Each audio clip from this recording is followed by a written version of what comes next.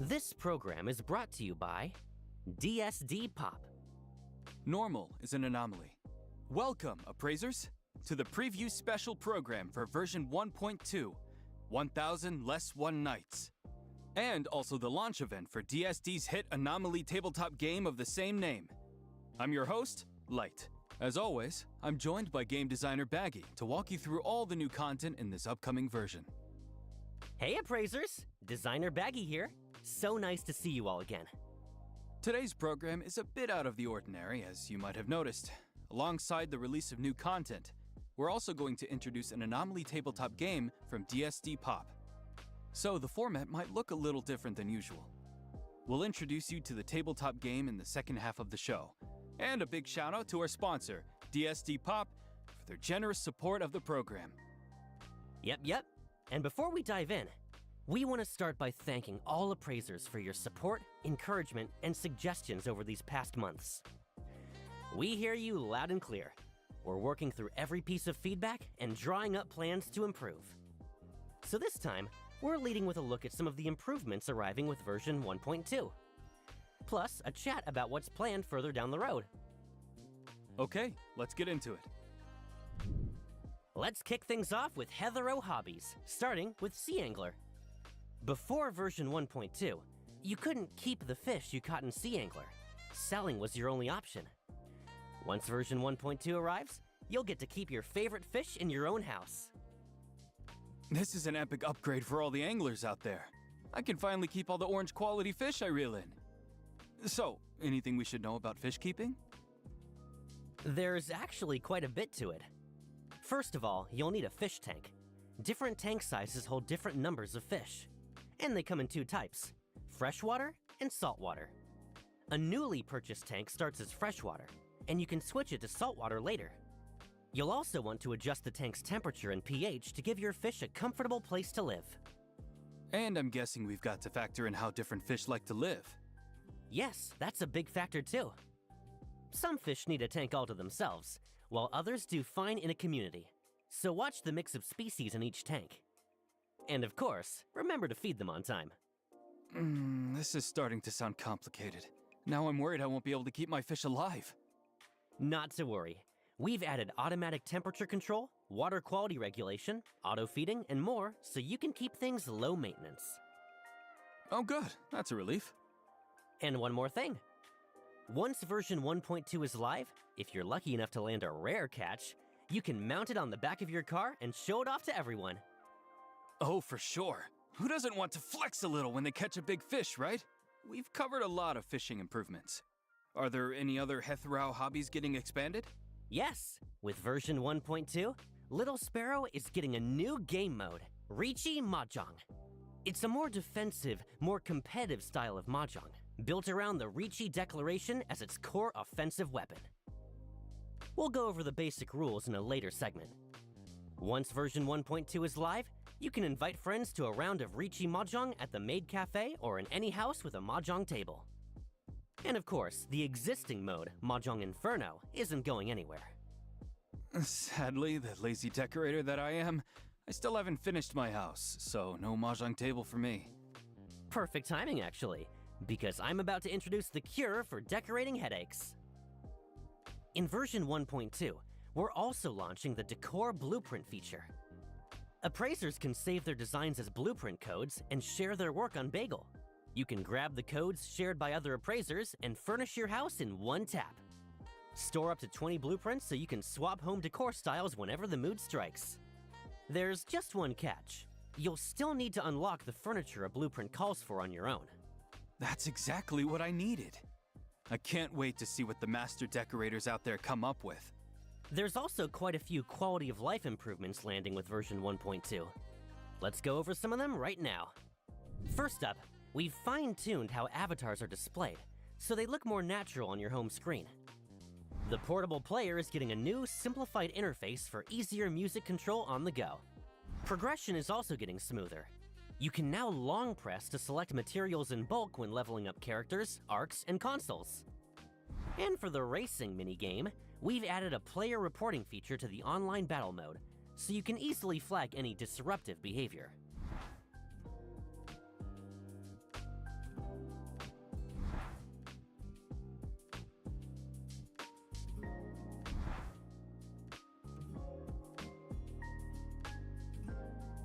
That covers the improvement shipping with version 1.2. Ready to take a peek further into the future? You bet! As always, we have some fresh character model updates to show off. First up is Linko from ETD6, who we first met in the Debt Collector storyline back in version 1.0. And, as a bonus, we're also giving everyone a sneak peek at another ETD6 member. Wait, Elms?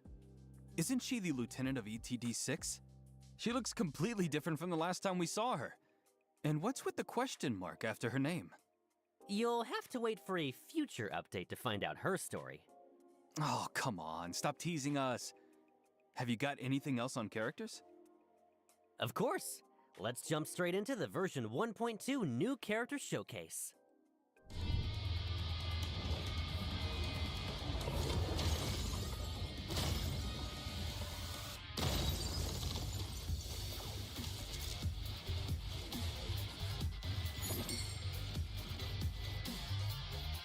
Meet Shinku from the Bureau of Anomaly Control CSU-2.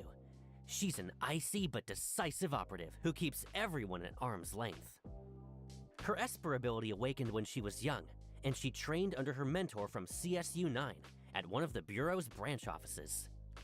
Recently, she got reassigned to the Bureau headquarters here in Hethereau, making her Mint's newest teammate. She definitely gives off that keep your distance vibe, huh? Almost the polar opposite of our bright and bubbly Mint. In everyday life, she can seem a little hard to approach. But when out on a mission, Shinku proves herself dependable far beyond her years. She's always the first to charge into danger and shield her teammates. That's just how this awkward dragon girl protects the people she cares about. As for social skills, well, she might need a little more time to find her footing there. But now that she's surrounded by such a colorful bunch of teammates, who knows? Maybe that icy heart is already starting to thaw. One look at her and you know she hits like a truck. Okay, now I have to know what her powers are. Shinku's Esper attribute is Cosmos, and she's a master of hand-to-hand combat. Her combat prowess let her hit the ground running when she first joined the Bureau. But the rampages caused by her lack of control are a problem she urgently needs to solve. Oh? Rampages? Care to elaborate? Of course. Shinku's combat mechanics are pretty special. She has two completely different combat and movement kits. Let's go through them one by one. In her normal form, Shinku uses basic attack special combat arts, unleashing a string of up to 5 consecutive martial arts attacks that deal Cosmos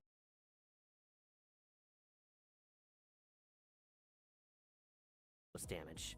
Landing the 3rd or 5th hit, or holding down basic attack during the 3rd, 4th, or 5th hit, triggers a variant of her basic attack's special combat arts altered, and builds up her Defiant Spirit gauge, which lets Shinku enter her Rampage form. When an enemy attack flashes red, time the dodge just right, and Shinku performs a counterattack, answering with a vicious flying kick that deals 1 instance of Cosmos damage, builds up Defiant Spirit, and takes an extra chunk out of the target's break gauge. She also has a unique mechanic. If Shinku is on the field in combat and goes a certain amount of time without attacking, she enters the menacing gaze state, sizing up her opponent and coiling to strike. A dodge counter performed in this state not only deals bonus damage, but also forcibly knocks back the target. Shinku's redirect skill, High Speed Breach, sends her rocketing at the target for a ferocious flurry, dealing Cosmos damage and building Defiant Spirit. And for her ultimate, Crimson Fury, Shinku spends all of her Defiant Spirit to enter the Surging Crimson state, then launches a multi-stage attack that deals massive Cosmos damage to the target. So this is Shinku in a Rampage form? The sheer aura coming off her. Once Shinku enters Surging Crimson, her entire skill kit transforms. Her basic attack changes from special combat arts to Tidal Assault. With her powers fully unleashed, Shinku attacks with terrifying intensity, stringing together up to 5 consecutive attacks that deal Cosmos damage. And her attacks now build up Fading Reason instead. Her redirect skill changes too. It now costs all of her Fading Reason to cast. Shinku leaps into the blind spot above her target and rakes downward with a devastating claw strike, dealing massive Cosmos damage. And when Surging Crimson nears its end, Shinku can unleash her ultimate, Crimson Judgment.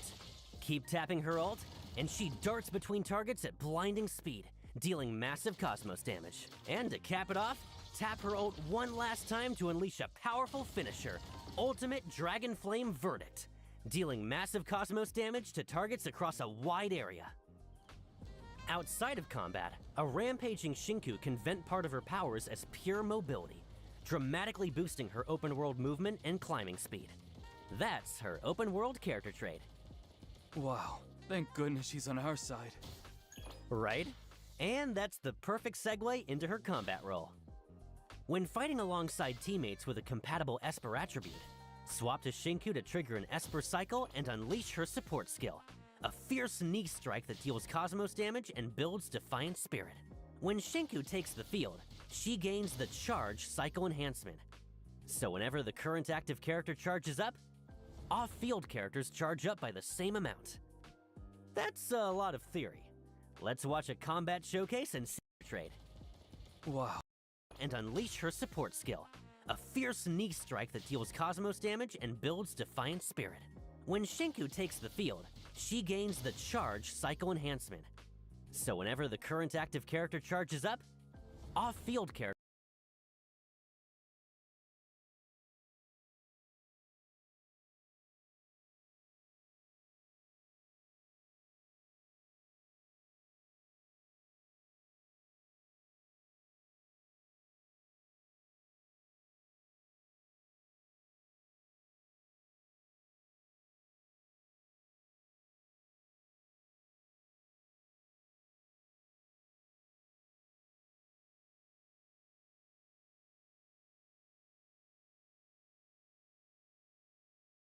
charge up by the same amount.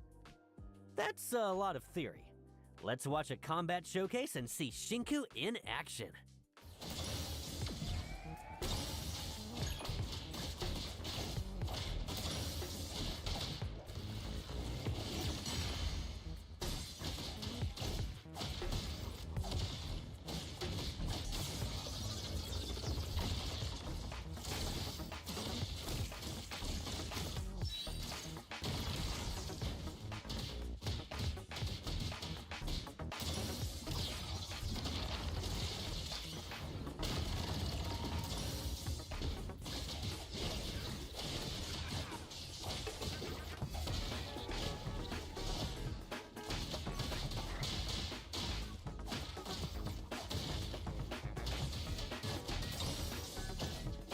That dual form combat looks so satisfying.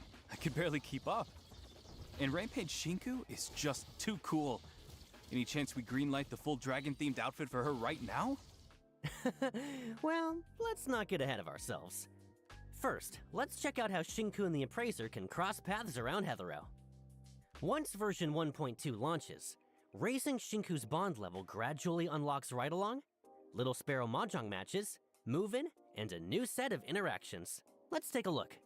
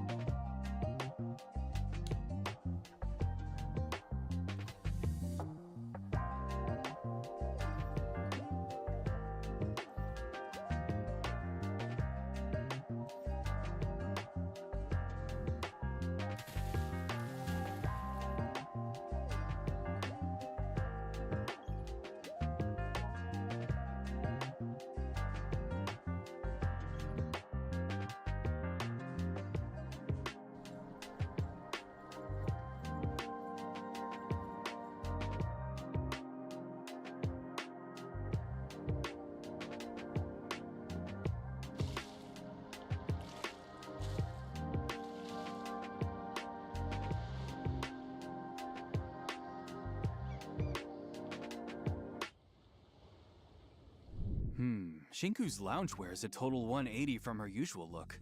Never would have guessed this was her style. Shinku's city hangout story will also open up around town. We might just discover a whole different side of her.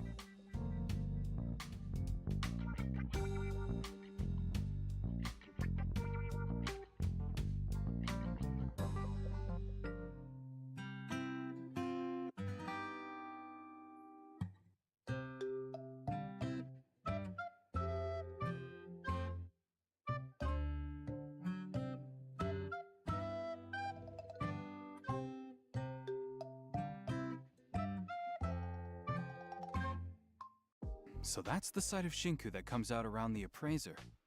Hold on, that last shot looked like inside of a home. Was that Shinku's place? It is. In the new version, Shinku's place opens its doors to appraisers. You can invite her to move into your house, or drop by hers as a guest. For more intel on Shinku, you'll have to dig it up yourselves around Hethereau. Up next, another new companion who can't wait to say hello. We all remember Iroi, right? In the Dreamwalk Corridor episode, she was the volunteer guide who showed the Appraiser and Nanally around Sunward Island. The sweet girl who welcomed us onto the island? That's her. Iroi also works in CSU2 at the Bureau of Anomaly Control as a teammate of Mint and Shinku.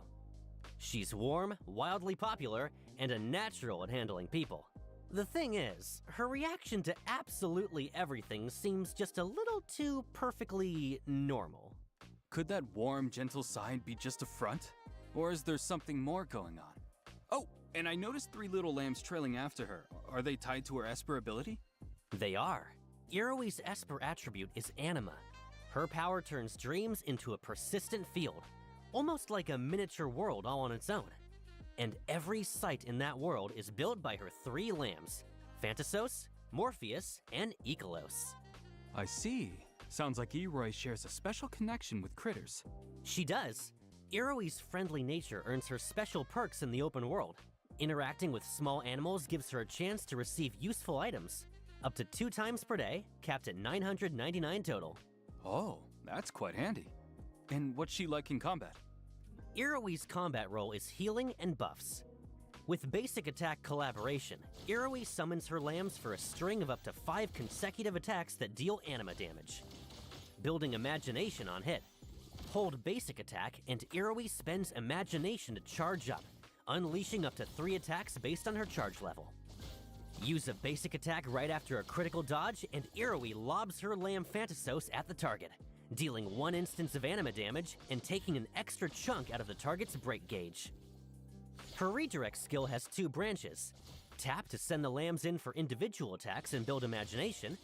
Press and hold to weave a dreamy illusion that puts 3 teammates into the regression state to assist in battle. Can you break down this regression state for us? Of course. It's a special state where characters become invincible and are replaced by Iroi's 3 lambs, Morpheus, Ikelos, and Phantasos, who also inherit part of Iroi's offensive stats. Beyond the method I just mentioned, while Iroi is in the team and in combat, any teammate who falls will also enter regression. When Iroi casts her ultimate, the gates of dreams swing open. If her imagination hasn't reached the required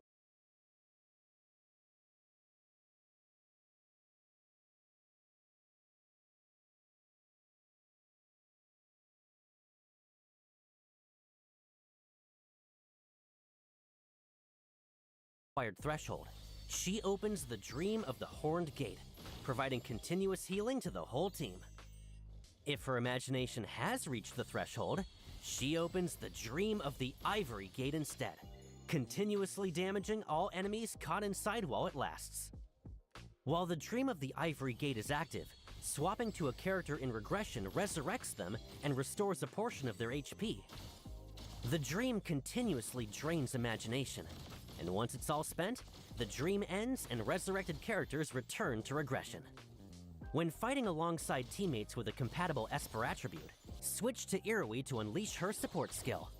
She scoops up Morpheus and charges forward, dealing 1 instance of anima damage, healing all allied characters, and building imagination.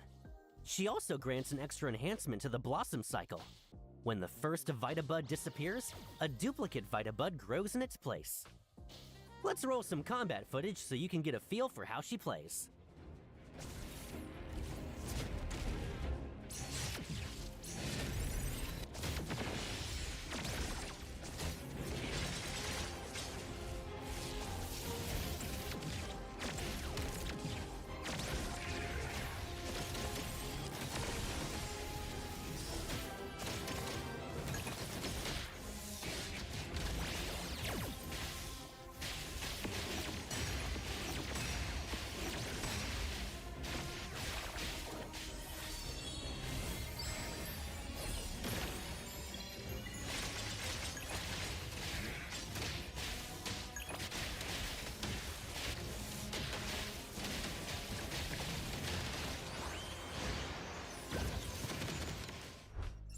Oh, Iroi fighting alongside her 3 lambs is just so wholesome. We'll get to hang out with her around the city too, right? Of course. And here's a sneak peek.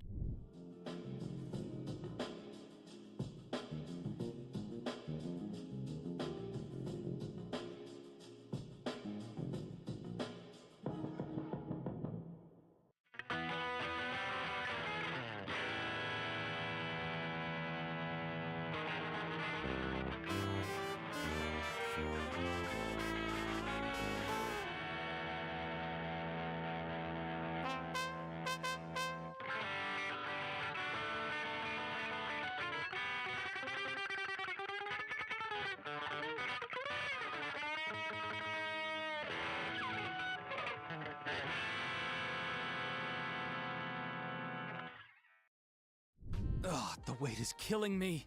It's going to feel like centuries before we get to meet Shinku and Iroi. They'll be showing up in the main story too, right? And what about the whole Scarlet Letter situation from before? Hang tight. I'm about to fill everyone in.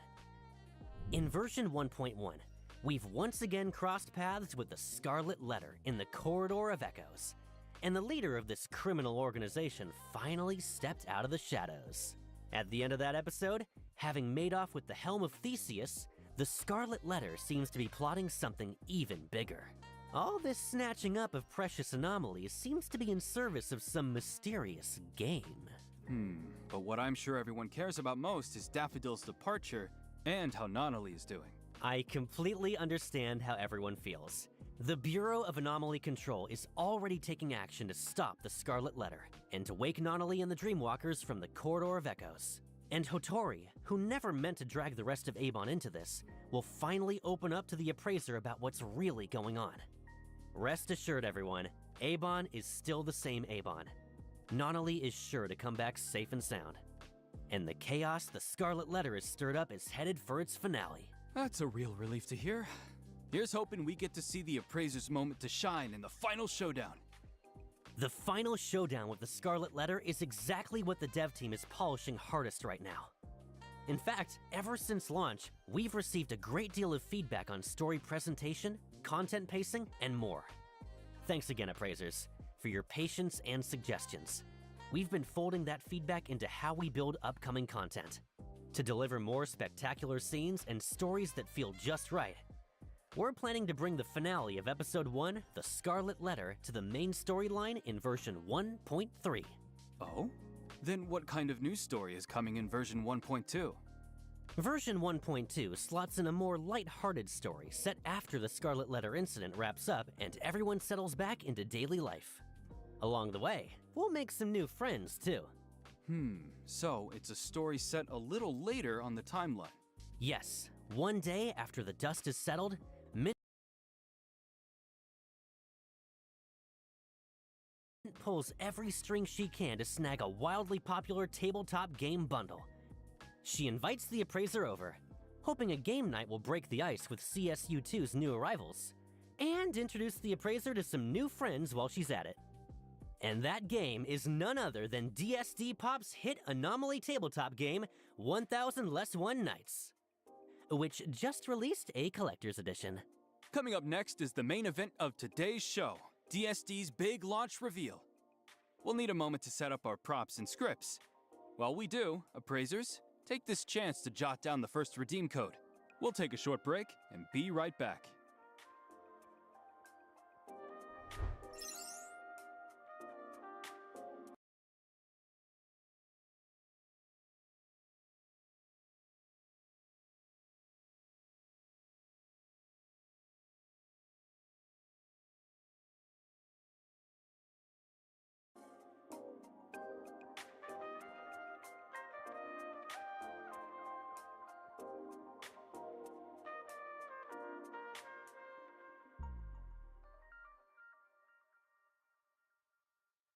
Once again, a brand new day.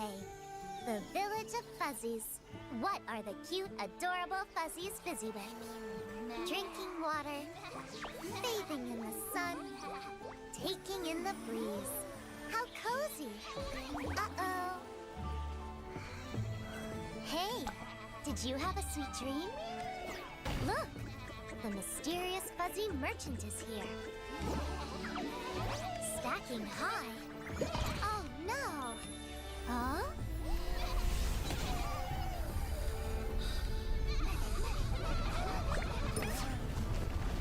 Seems like we have a guest.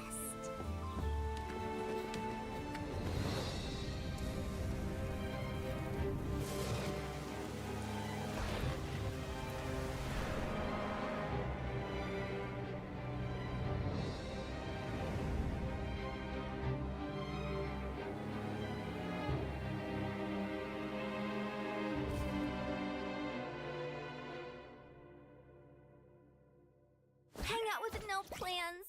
We got you covered. Dive into fun stories and make memories full of laughter. Team up with friends and go on an epic adventure. DSD's newest Anomaly game, 1000 Less One Nights, is now on sale. Come give it a try. Hey, come back. Another round.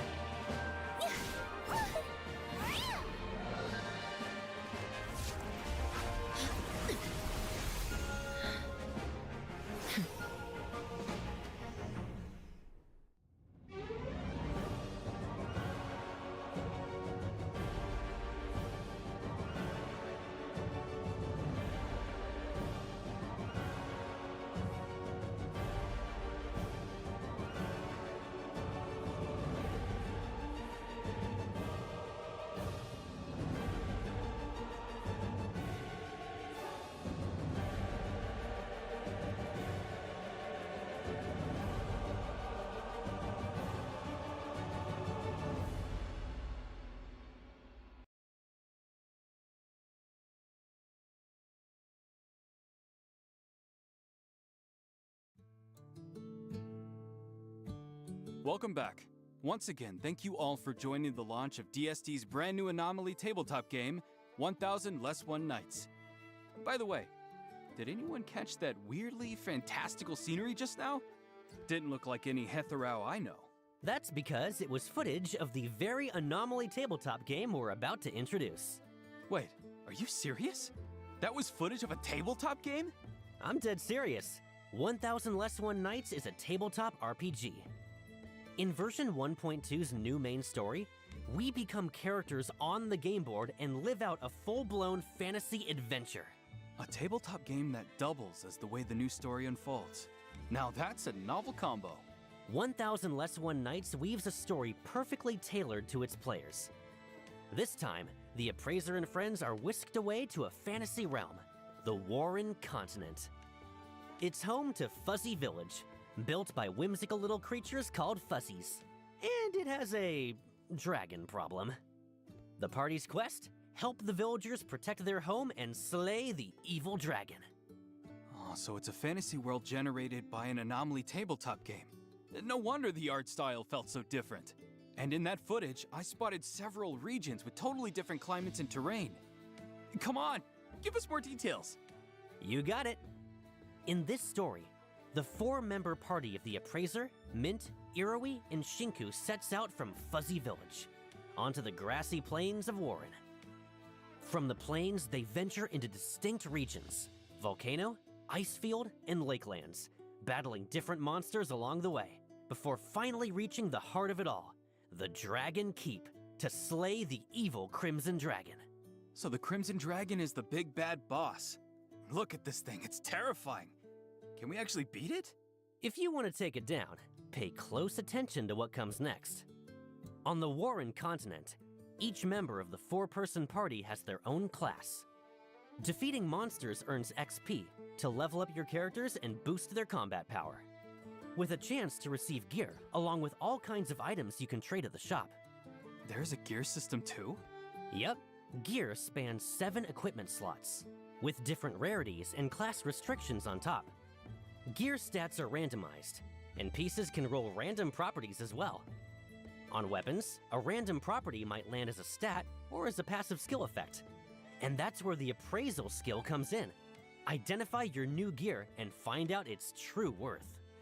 Why does this feel strangely familiar? Don't tell me there are armor set bonuses too. There are. Complete a gear set and you'll earn stat bonuses plus passive effects.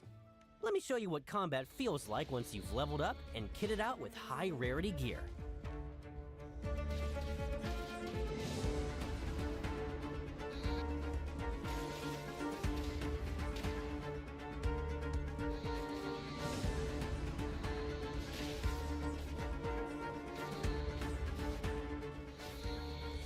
Oh, that's the stuff. Mowing down hordes is so cathartic. On top of everything we've covered, the gear system has an even rarer category: accessories. Some accessories don't just boost your power, they come with effects you'd never see coming.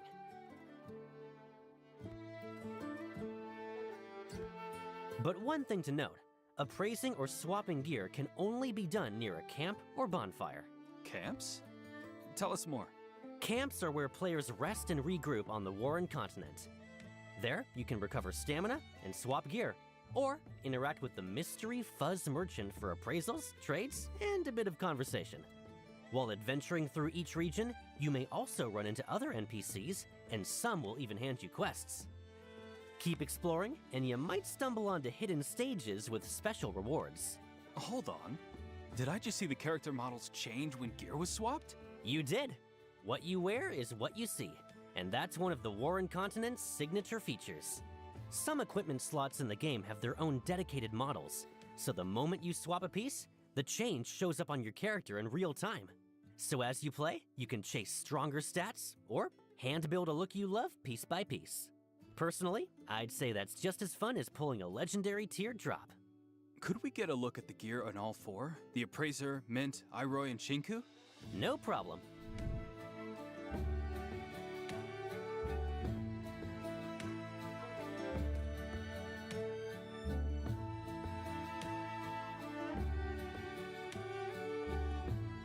Gotta hand it to them. This game feeds the min-maxers and the fashion crowd.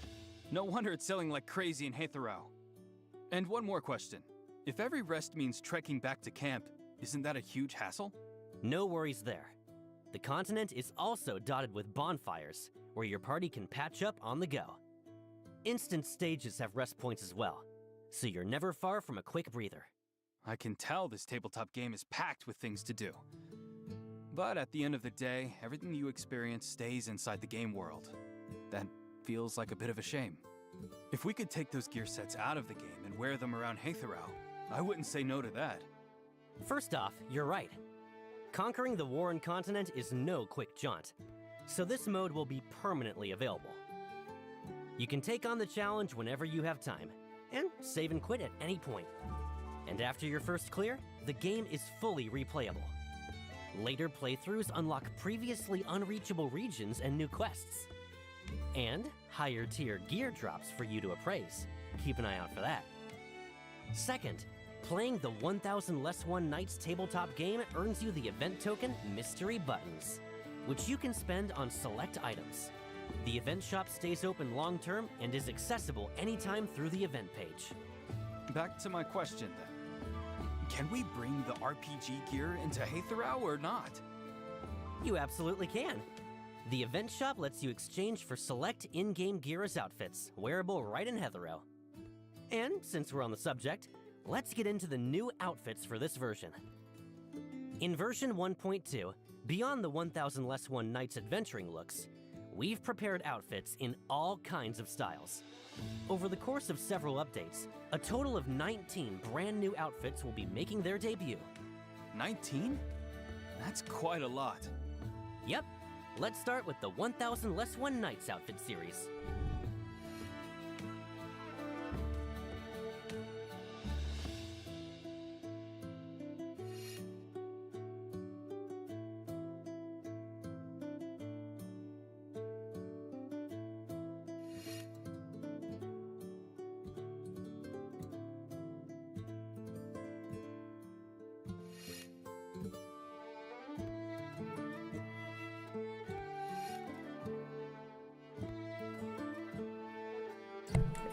Yo, Merce, what's going on, bro?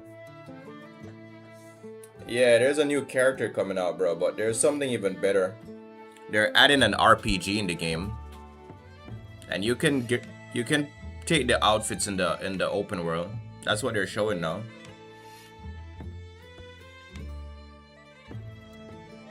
Some of the outfits in this series can be exchanged. No, I was just watching, bro. To be honest, I didn't see a lot going on until they introduced this RPG shit. It's kind of crazy. Using mystery buttons in the event shop we just mentioned. A heads up though, while you can mix and match these pieces freely on the Warren continent, back in Hethereau, the outfits are sold as complete sets only. Individual pieces can't be swapped or worn separately. Also, Shinku's Dragon Knight outfit comes with special skill effects. The 1000 Less One Nights outfit series also supports recoloring. Use the matching dye orb item to unlock alternate styles for each outfit. Dye orbs are likewise available from the mode shop. Beyond the colors, that's crazy. Each outfit's textures and patterns get matching style adjustments too. The first batch of recolorable outfits is shown here, with 33 styles in total.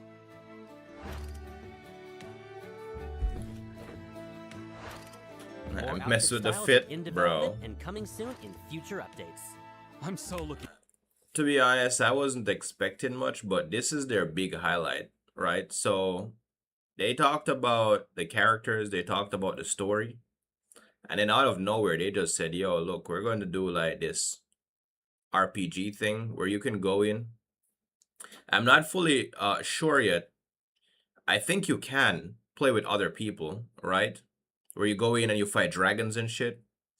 I put girls just cause of these skins. Yeah, you can. You have to play the RPG shit to unlock this though.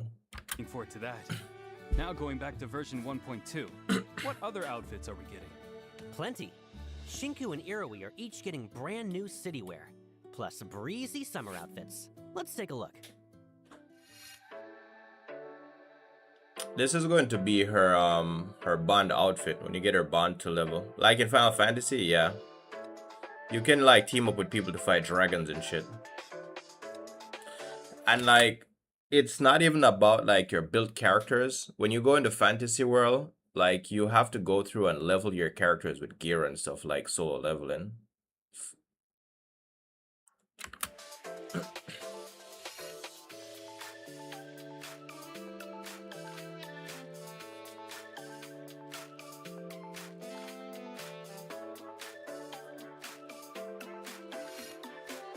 Oh wow.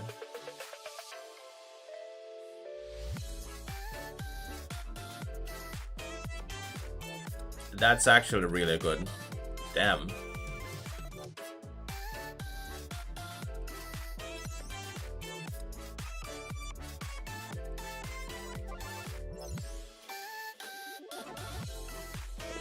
Wow.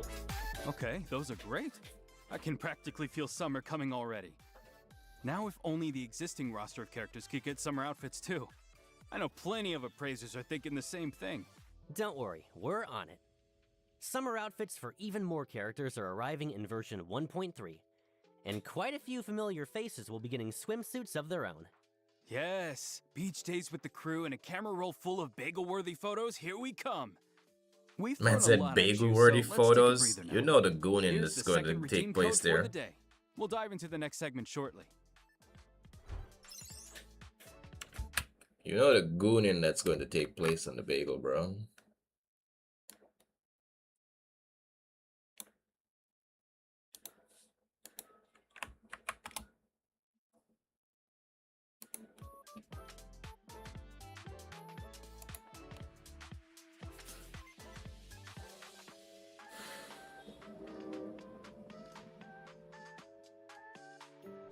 Welcome back.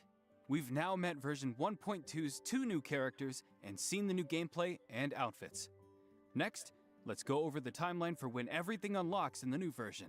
Let's start with the new limited boards.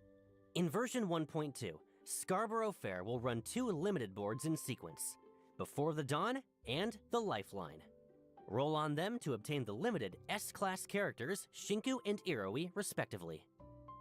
Both boards run for 21 days each, so keep an eye on their schedules, appraisers. And as before, new skin perks events will run alongside the limited boards. Yes, the skins their can drop glider looks directly good. from the boards, and they're also guaranteed once you hit a set Her number of student total rolls outfit on is the on the matching board board. as well. Damn. Alongside the limited boards, the ARC shop will roll out new ARC research programs. Version 1.2 brings Shinku's Resolve Special, followed by Iroy's Dreamgate Special, each running in sync with that character's limited board, so stay tuned, appraisers. On top of that, when version 1.2 begins, part of the exchange shop's inventory will refresh once again. You can spend lost pieces in the shop on dice and up to 20 tri-keys. Yeah, it's Also, after the version discounted 1.2 ones. launches, appraisers can jump into the 1000 Less One Nights tabletop RPG we covered earlier. Damn. And quick reminder here, there's even more of the Warren continent to uncover on repeat runs. That's right. Across later playthroughs, the Warren continent keeps opening new regions, unlocking brand new quests, and revealing hidden story content. Exploring further also earns you more mystery buttons. It's all out there waiting for appraisers to uncover. Beyond all that, a brand new vehicle is pulling up to meet appraisers, the Draco. Damn. Damn, bro. This man said a brand new I can't even buy the one that's currently in the game. It's a bike. Oh my god, bro. Wow. It's a Batmobile.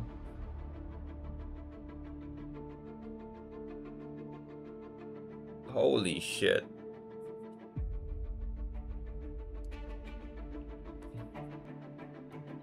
I'ma love playing this tonight. Alright, bro. Take it easy, Mercy. Appreciate you stopping by, broski. I watch your VOD when I'm off. Alright, bro. Have a good day, alright? Regalia. Damn.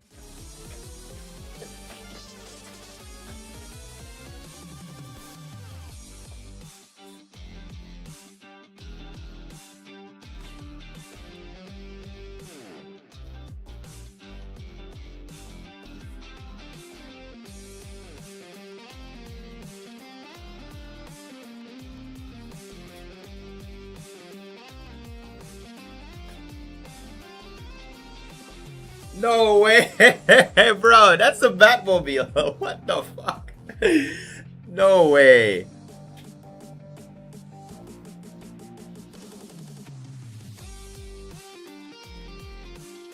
Bro, come on, man.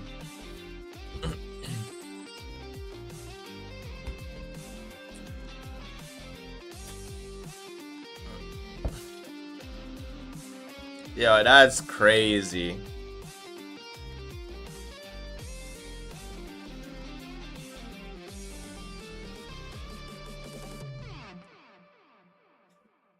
The Draco is a ride that breaks all the rules. Structurally, it's nothing like a traditional motorcycle. It can strafe sideways, and while riding, you can even make the whole frame lift clear off the ground. That has to be Hethereau's first fantasy-themed vehicle. Imagine the looks you get cruising around on that thing. How do we There's get this, more. bro? How do we Shinku get can this? ride the Draco too, not just the Appraiser. And the Draco has a special synergy with Shinku's Dragon Knight outfit. When she rides it wearing that outfit, the Draco takes on a special look while on the move. That wraps the new outfits and vehicle. Next up, the events arriving in version 1.2. Yes, the first event on the list is called Going. I guess since they said regalia, it's just going to be like purchasable at the regalia shop. Gone. Wonder how much it's going to be. It's going to This cost. is some kind of auction event? You're half right. In Going, Gone, you'll head to auctions of all tiers and sizes alongside other appraisers, relying on your own keen eye or a little help from your companions to win valuable collectibles when the gavel falls. Appraising collectibles? Appraisers finally get to do their actual job. But what did you mean by a little help from your companions? In this mode, appraisers can invite character companions to join them at the auction, and each one lends a hand from a different angle. Every lot up for auction differs in type, value, size, and so on. Your companions will reveal clues about the lots along those lines, helping you judge exactly when to make your move. And even for the same kind of clue, different characters reveal it in different ways. During each round of bidding, one character might show you the rarity and silhouette of 3 random collectibles, while another might tell you in round 1 how many higher value lots are in play. So depending on the clues, I could play the long game, piece everything together, and strike late. Or I could go in swinging and snipe a win on the first move. Exactly. And before entering each auction, you'll bring along a support item of your own for gathering intel. Cross-reference it with your companion's tips, and you might just pull off something nobody saw coming. A bunch of appraisers playing mind games in this auction minigame. That's a serious test of deduction. Just overwhelm My them brain's with growing money, bro. wrinkles That's just simple. thinking about it. And don't forget to stretch your legs after all that thinking. In version 1.2, we're also bringing another brand new event, Shadow and Seek. Appraisers take on the roles of hiders or hunters in a game of hide and seek across Clement Academy. Clement Academy. That's where the Lonely Player Anomaly Commission took place, right? That's the one. In this minigame, the hunters have to hunt down the hiders. But just crouching in corners of hiders sounds kind of boring, no? I wasn't finished. When a match starts, each hider gets a random set of 3 objects from around campus, and can transform into any one of them, anytime, anywhere, blending right in while the hunters comb the grounds. Anything else on top of that? Special skills, maybe? Hiders also get a 2 decoy air skill. conditioner, They can what? plant a decoy on the spot to fool the hunters, while hunters have a scan skill that can detect nearby hiders and decoys. If the hunters take down every hider with their attacks before time runs out, they win. On the flip side, if enough hiders survive to the end, or every hunter gets eliminated, the hiders take the match. Wait, hunters can get eliminated? Don't tell me some hider's going to jump me from behind. There's a special rule here to keep things fair for both sides. If a hunter attacks a target that turns out not to be a hider, they lose some HP. Don't worry, Oh, hunters wow. get a generous pool of HP. The whole point of this rule is to stop hunters from finding hiders by spam tagging everything in sight and getting lucky. Got it. For the full rules, everyone, check the event details once the new version goes live. Version 1.2 also launches an all-new minigame, Fishing Frenzy. During the event, head to the fishing spots and use harpoons, nets, and throwables to haul in massive catches and level up. Now we're talking. Leveling up the event earns you rewards plus catch points, which unlock new skills for an even more satisfying fishing experience. This is gonna be such a stress reliever. We'll see about that. Also, as mentioned earlier, we're adding a new Mahjong mode to the Hethereau Hobbies permanent lineup, Riichi Mahjong. To help appraisers get up to speed, Baggy, could you give everyone a quick rundown of the rules? Unlike in Mahjong Inferno, a round of Riichi Mahjong ends as soon as one player completes a winning hand. And winning takes more than just assembling a basic winning shape. Your hand also needs to meet certain conditions. Generally speaking, the more conditions you meet, and the harder they are to assemble, the more points your winning hand scores. For example, one of the most common ways to win is all simples, building a winning hand using no terminal or honor tiles at all. But here's the signature of Riichi Mahjong. When your hand is fully concealed and just one tile from winning, you can stake some points as a wager and declare it to the whole table, locking in your hand. That declaration is called Riichi. Win after declaring, and you reclaim your wager, plus a boost to your winning score. Fall short, and that wager is gone for good. Declaring Riichi to fish for a big hand, are we? All simples. Your wager's mine now. We'll spare you the deeper terminology. For the detailed rule set, head to the Little Sparrow Details page once version 1.2 goes live. And we're also adding a new activity, Muse Flash. Appraisers can stop by newsstands around the city daily to grab a Muse Flash scratcher and scratch for prizes. Who knows what we'll scratch our way into?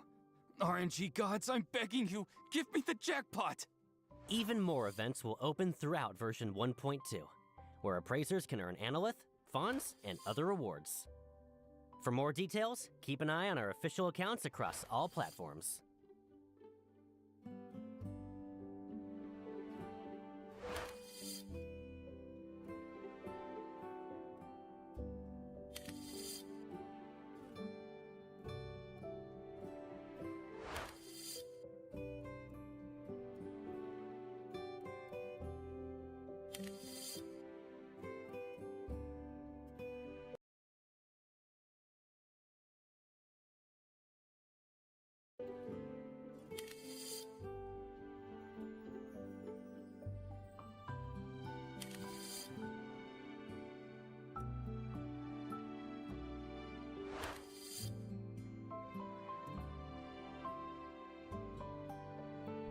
Up next is today's third redeem code.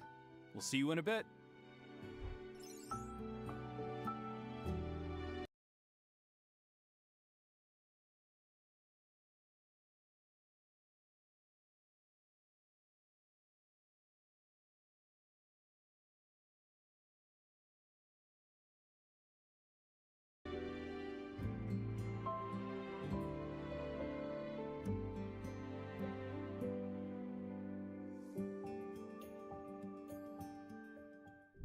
Welcome back.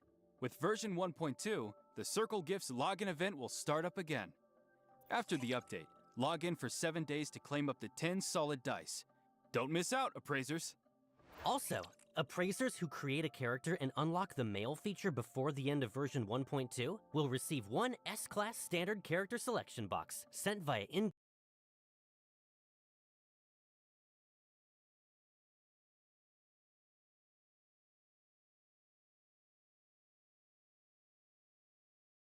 game mail. NTE is also about to land on some new platforms. On July 8th, NTE officially launches on Steam, the Epic Games Store, and the Samsung Galaxy Store. Pick whichever platform suits you best and jump into the adventure. We'd love to see even more appraisers out exploring Hethereau with us. Beyond what's happening in-game, we've also got offline events and collabs underway. We're detecting Wartimer index fluctuations. A new coordinate just surfaced. Los Angeles Anime Expo. That's right, NTE is heading to AX 2026. From July 2nd to July 5th, come meet us where the anomalies converge. There's also the NTE and Beard Papa's collab running right now, all the way through July 13th. If you haven't dropped in yet, now's the time, appraisers. Big thanks to everyone who turned out for the Katie event. We'll see you July 5th at the Little Tokyo store for more delicious cream puffs. And before we close out today, we've got some early intel to share on version 1.3. As we mentioned before, the 1.3 story picks up the thread from 1.1 Dreamwalk Corridor and centers on the struggle against the Scarlet Letter. In the story so far, first, at the Abisu auction, the Scarlet Letter made off with the first branch, an anomaly said to offer a glimpse of the future. Then, from Renee, they took the eternal present, which can freeze the present moment. And finally, in the Corridor of Echoes, they claimed the Helm of Theseus, said to steer its holder back into the past. As for what they have planned next, that all unfolds in version 1.3. Also around version 1.3, we'll be kicking off breezy, summer-themed events. Alongside the character swimsuits we mentioned earlier, you'll see even more vehicles arriving. Sounds pretty good so far. Got anything else for us, Baggy? Version 1.3 also introduces a brand new property, though the style is a little different this time. A build-your-own standalone house with a homier feel and a quiet, secluded atmosphere to enjoy. If that's your style, Appraisers, don't miss it. It's never too early to start planning ahead. As for Hethereau hobbies, you can rest assured we'll keep adding depth to the mini-games you already love, while bringing fresh new activities, all to make your time in the city even more enjoyable.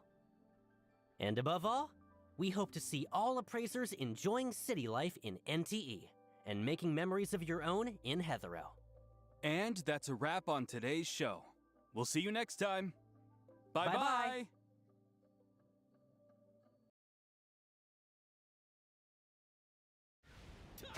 No! Clean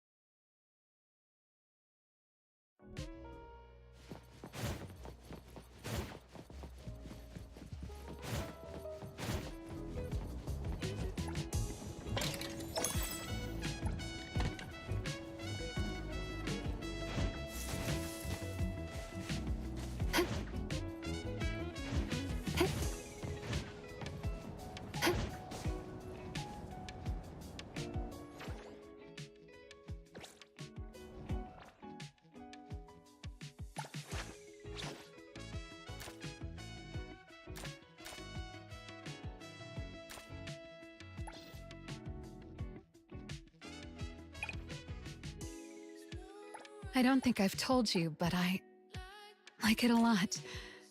Thank you. Thanks. I'm so sorry. I mean, Seems like we have the same refined taste in things.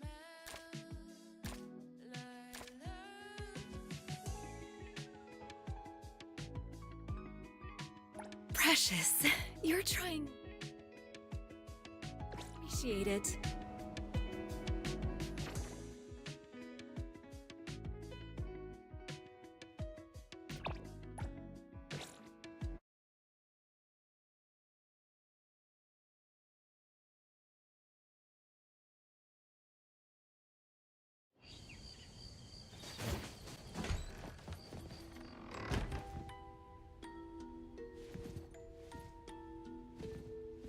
greetings. Welcome to your path ahead is shrub.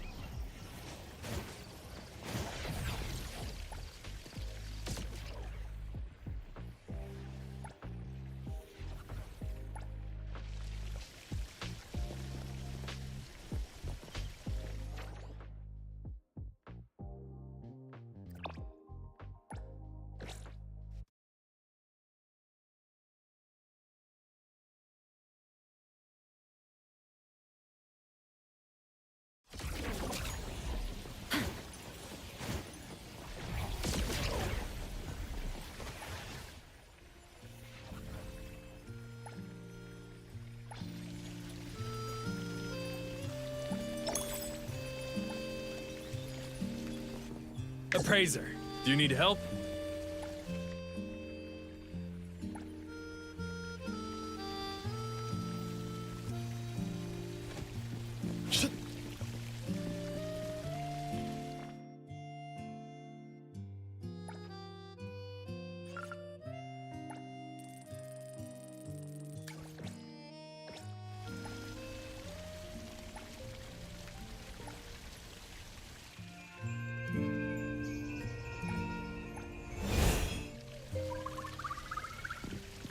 I will see through the Nexus.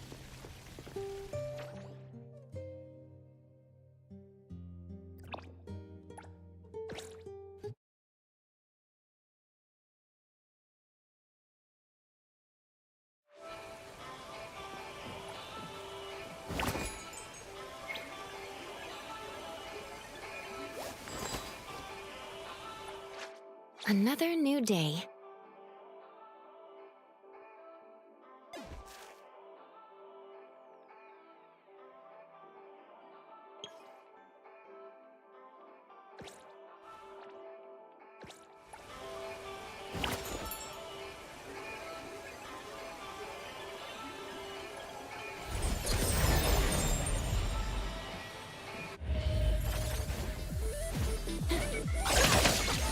Appraiser, do you need help?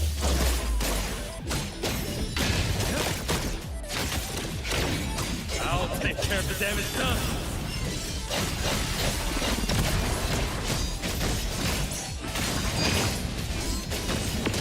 That seed was stronger. Goodbye.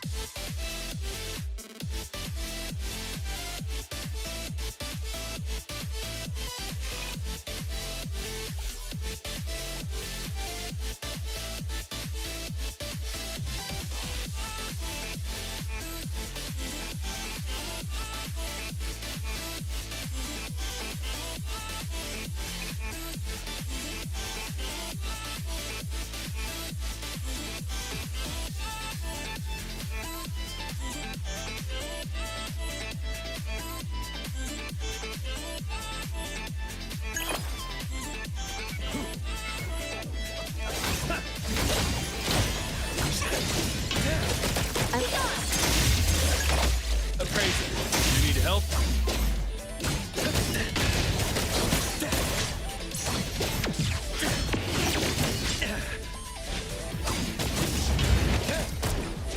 Blocking out.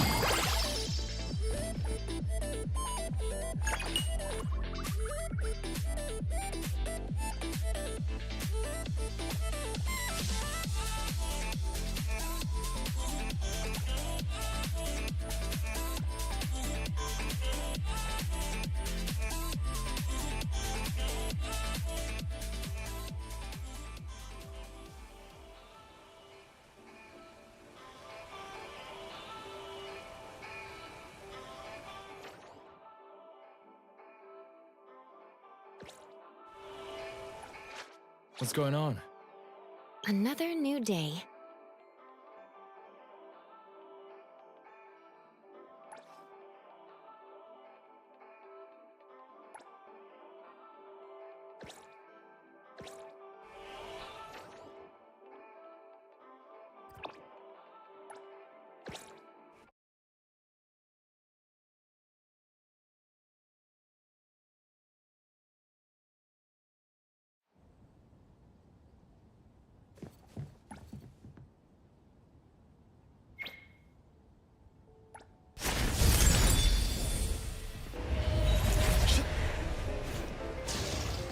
Give up already.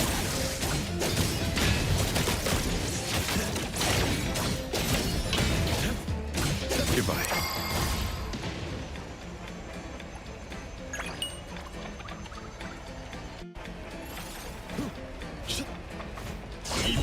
Must be ended. Blocking out.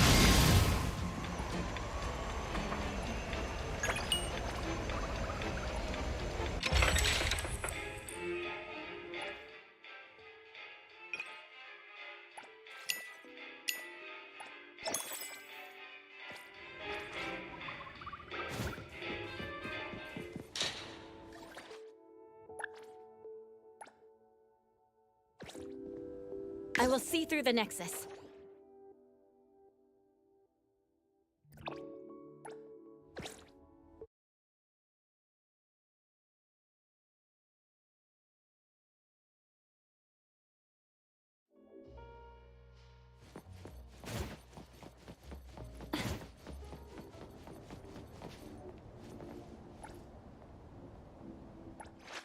Another new day. Business is tough. Every little thing counts.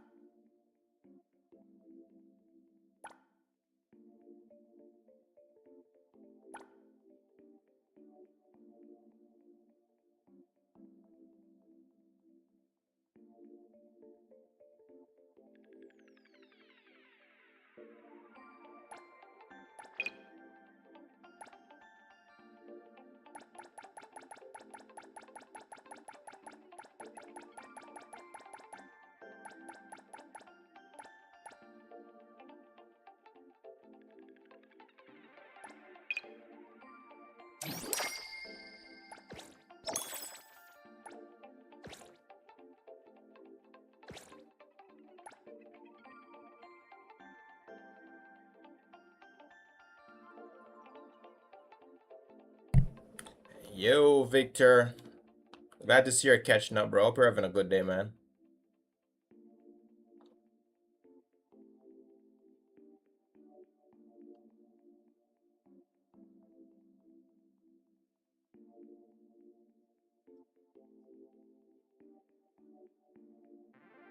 Way better than A Rover, that's true.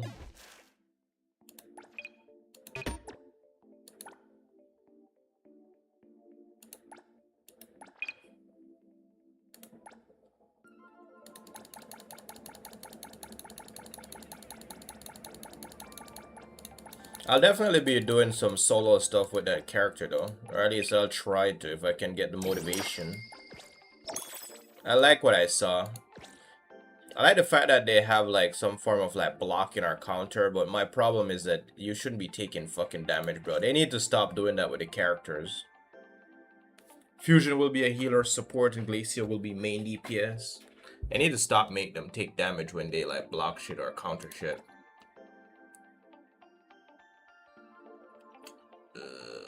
2000.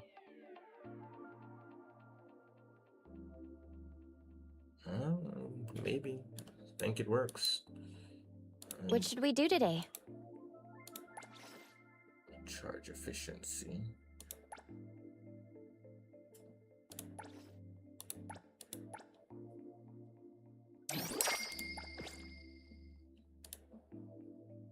Need to stop making them take fucking damage, bro. This shit is annoying.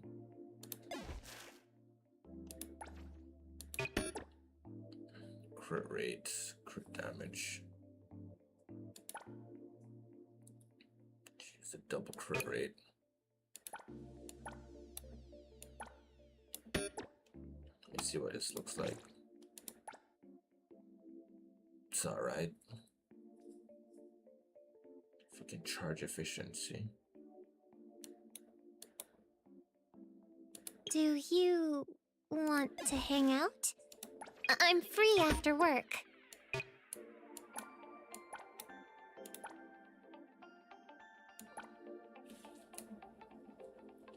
Cause most damage.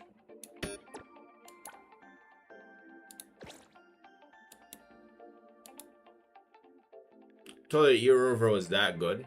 Was that good? I mean, it looks good, but I'll have to try it out first. As long as like they do fucking damage, bro, and we get something that was like what you call it, Havoc Rover. Even though I didn't play a lot of Havoc Rover, I'll definitely be playing Electro Rover and see what happens. Bowling Wave Band 6 will def help him out. Yeah. With those Electro Flare stacks and shit, and also the skill damage bonus.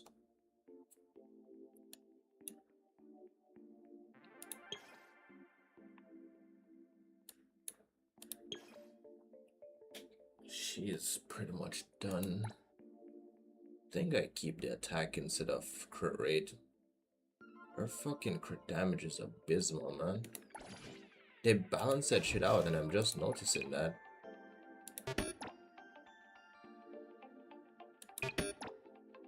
So fucking balanced.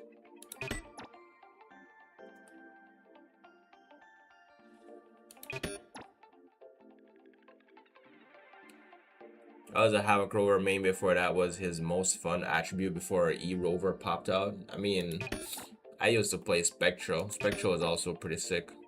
It did less damage, but it was worth it to do solo content with that character. It means that you weren't allowed to fuck up, you know what I mean?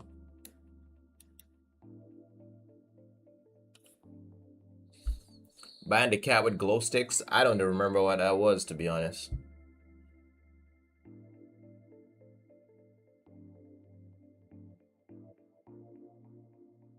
Is that the thing that you put on the character's head?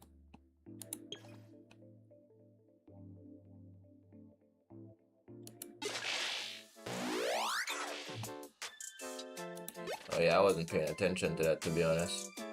I saw it, but it was like, you know, as usual, like parent like kid. I mean, I guess this is good. As soon as I saw that shit, Need to change it out.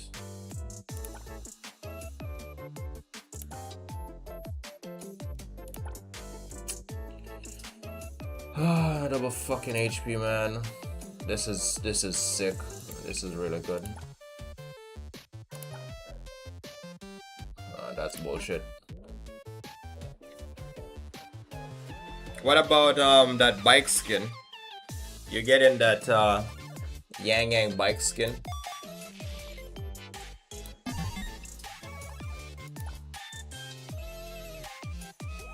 Easily. Yo, Everness, what's going on, bro? This is good. I want this.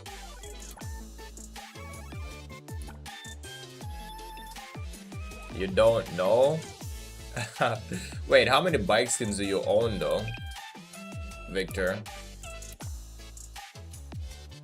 Gucci as usual. Bro, NTE cooking up with some content, bro. I wasn't expecting much, but I was fucking impressed with what they showed me. I know the lower class will say it's too pricey, but I'm getting it regardless. Listen to this man, bro. Bro, not everyone has it like you, though. What do you mean lower class? Not everyone nice like you, though, Victor. What the fuck? Talk to you? I'll talk to you, but I'm not giving it to nobody straight, bro. He rich? Yes, sir. Dude. So, as usual, right? They would, like, introduce the characters. Shinku looks sick, right? Shinku looks sick as fuck. But the problem is she's going to be Cosmos, right? They complained about the $500 Ari skin in League. Bro, we don't talk about that. Dude, Apex players have it like that though, because those people drop at least $500 every time they drop like a fucking what do you call those signature weapons again? Heirlooms. Another Cosmos. Yeah, she's going to be Cosmos. Eroi is going to be a support buffer, healer slash buffer, right? It's there for the ones that want it. Gaming is open to all classes of society. Listen to this man, bro. I did not know you were this elitist, bro. What the fuck, man? I'm partying with the real elite. She looks like that.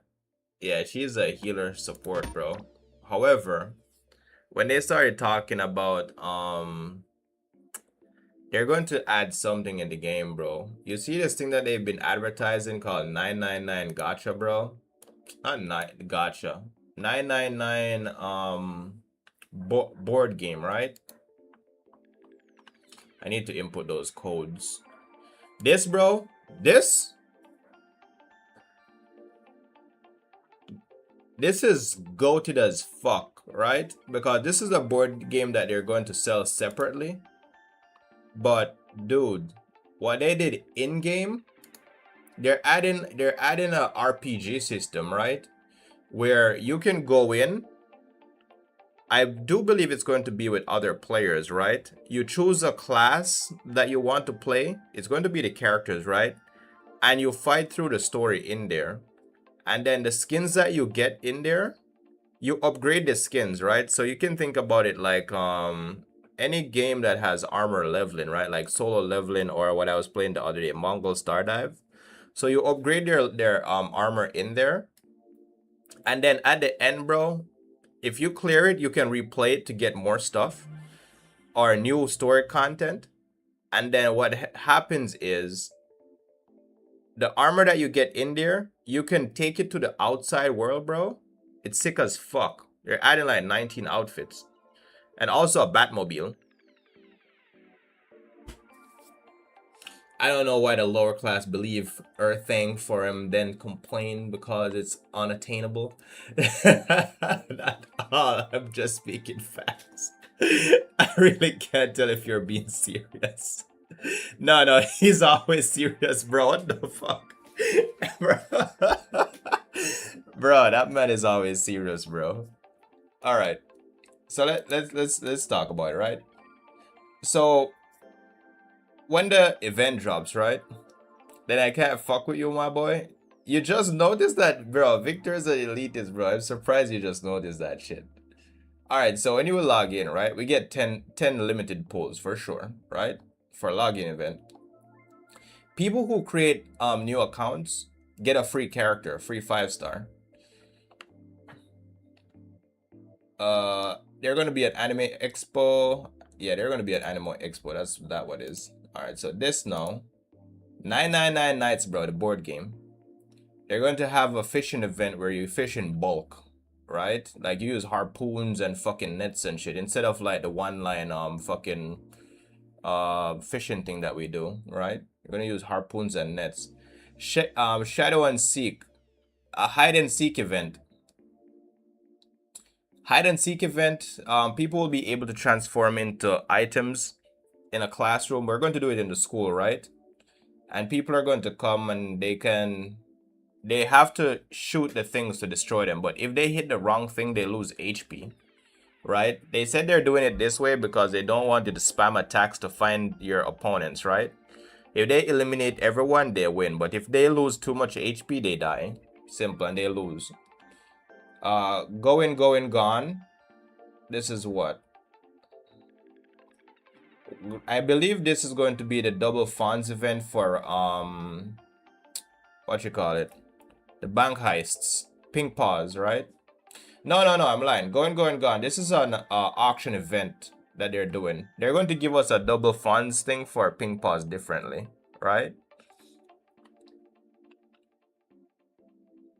If they drop a 200, 300 rover skin, I would buy it. No hesitation. Now, there will be those that will say it's too pricey. And for those, I would say it's not for you. Premium rover skin. Oh my god, bro. That shit is hilarious. But I do agree with you. This game is for everyone. Oh yeah, they're going to be dropping this game on Steam, Epic Games, and the Galaxy Store. So those people will have that. And then, like I said, Everness, the 999 Nights thing, bro, it's a complete fucking game mode. They haven't even like stressed the story. They said there will be story in 1.3, right?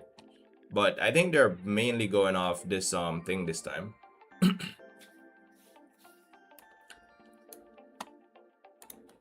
I just pray they take the route League of Legends does and have skins or patch. It's easy money.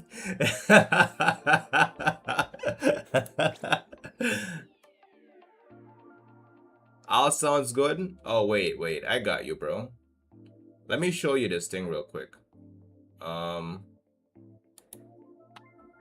trust, bro, they said that it's going to be a permanent game mode. So you don't need to worry about, like, farming it. You know what I mean?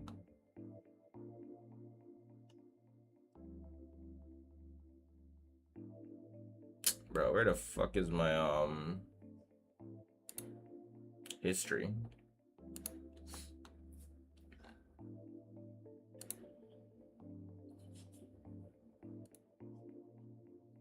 Oh, wrong thing. This. Is it? Oh, yeah. Alright. Alright, so I'll just show you Shinku real quick.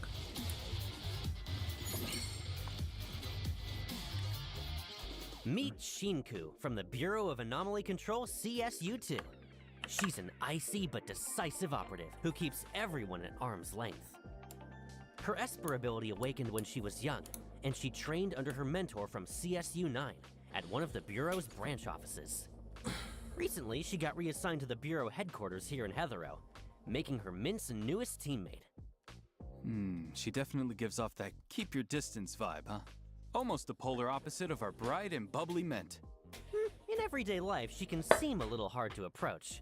But when out on a mission, Shinku proves herself dependable far beyond her years. Come on, boys, She's you always don't the need to first do all charge that. into danger, and Let's just get she into it. urgently needs to solve. Oh, rampages. Care to elaborate? Of course. Shinku's combat mechanics are pretty special. She has two completely different combat. A live stream in English. It's always, well, I mean, since 1.0, I believe it was always in English. Kits. Let's go through them one by one. In her normal form, Shinku uses basic attack special combat arts, unleashing a string of up to 5 consecutive martial arts attacks that deal cosmos damage.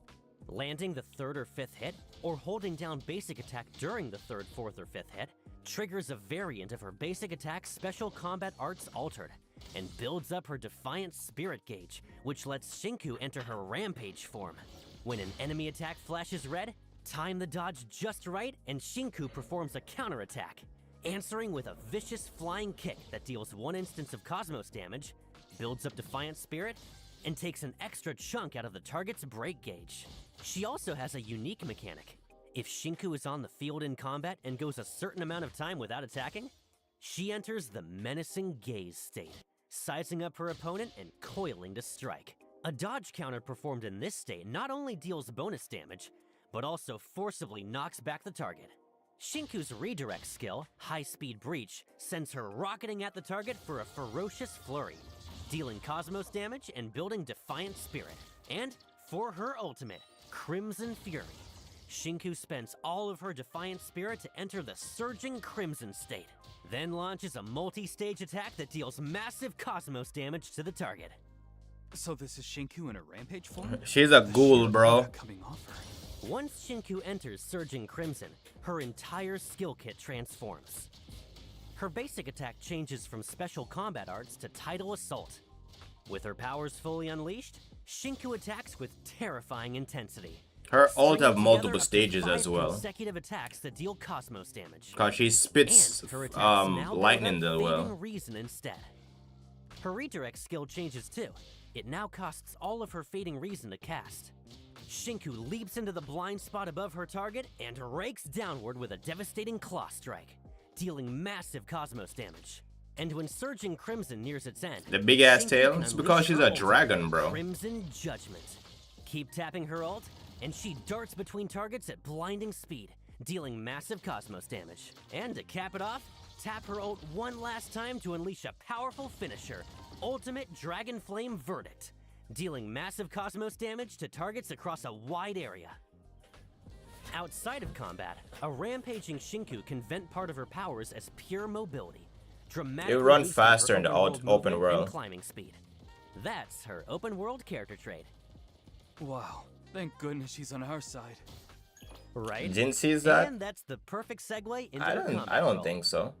When fighting alongside teammates with a compatible She Esper has some Ability, of the dragon's swap power. to Shinku to trigger an So she Esper only got cycle the and unleash horns, her I support think. skill, a fierce knee strike that deals cosmos damage and builds Defiant Spirit. When Shinku takes the field, she gains the Charge Cycle Enhancement. So whenever the current active character charges up, off-field characters charge up by the same amount. So you hear that when she triggers charge, the entire team will charge your energy at the same time, at the same amount. That's a lot of theory. Let's watch a combat showcase and see Shinku in action.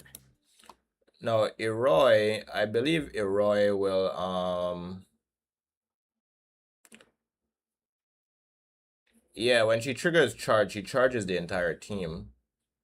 Eroi is interesting, right? But here what my problem is with Eroi. She's anima, bro. Everything seems just a So we're not getting no psyche, we're not getting no incantation. little too... However, she's really good because guess what? You see when you trigger Blossom, bro? They said when the fucking Blossom thing disappears, a next one spawns, bro. Like she duplicates it. perfectly normal.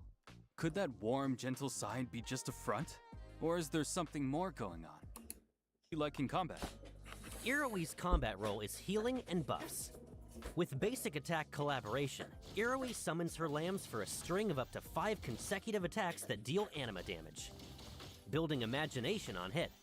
Hold basic attack and Iroi spends Imagination to charge up, unleashing up to 3 attacks based on her charge Man level. said they need to dial it back. Use a basic attack right after a critical dodge and Bro, I haven't even told you about this fucking skins yet. Iroi lobs her Lamb Phantasos at the target, dealing 1 instance of anima damage and taking an extra chunk out of the target's break gauge. Her redirect skill has 2 branches. Tap to send the lambs in for individual attacks and build Imagination. Press and hold Another Cosmos and Anima combo is annoying. Bro, wait until I show you the gameplay of this character, bro. She's the ultimate Anima character for Blossom. Now I'm rethinking about my Blossom team for what's her name? Fucking Hotori, bro. Wait until you see what she's going to do on the field, bro. But I agree with you. Cosmos and Anima, bro. It's kind of getting like too much now. It's like rinse and repeat. They need to like give us something else, you know what I mean? Characters become invincible and are replaced by Iroi's 3 lambs, Morpheus, Ikelos, and Phantasos, who also inherit part of Iroi's offensive stats. Beyond the method I just mentioned, while Iroi is in the team and in combat, any teammate who falls will also enter regression. When Iroi casts her ultimate, oh yeah, so regression is alright. So like if your character is dead, bro, she can briefly revive them to fight the enemy when she drops her ult. Gates of dreams swing open. If her imagination hasn't reached the required threshold, she opens the dream of the Horned Gate, providing continuous healing to the whole team. If her imagination has reached the threshold, she opens the dream of the Ivory Gate instead, continuously damaging all enemies caught inside while it lasts. While the dream of the Ivory Gate is active, swapping to a character in regression resurrects them and restores a portion of their HP. The dream continuously drains imagination, and once it's all spent, the dream ends and resurrected characters return to regression. When fighting alongside teammates with a compatible Esper attribute, switch to Iroi to unleash her support skill. She scoops up Morpheus and charges forward, dealing 1 instance of anima damage, healing all allied characters, and building imagination. She also grants an extra enhancement to the Blossom cycle. When the first Vita Bud disappears, a duplicate Vita Bud grows in its place. Let's roll some combat footage so you can get a feel for how she plays. Alright, look at this, bro, and tell me if this shit isn't broken.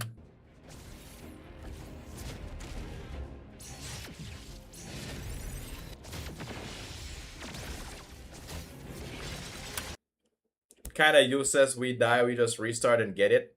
It depends on when you die in the fight, though. What if you die at the last minute, bro? And she can resurrect like all of your fallen comrades. I'm pushing it there, right? But what if that's her powers, bro?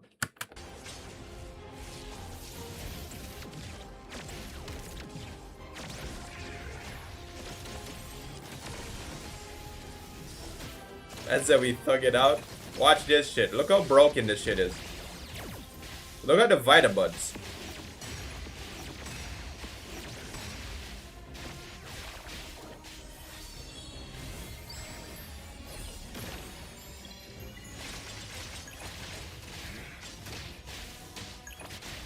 Look at the Vita Buds, bro.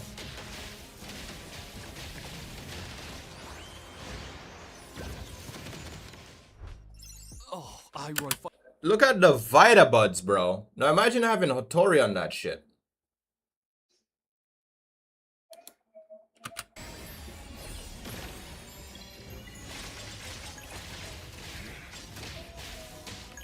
Juyuan on this team is 2 exactly.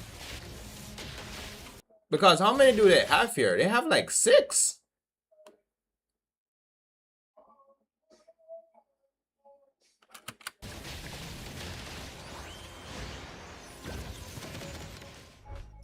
Oh, Iroy fighting alongside her 3 lambs is just so wholesome. We'll get to hang. Bro, that's busted, bro. Alright, watch this now. Now we get to the good part. Because I did not expect this.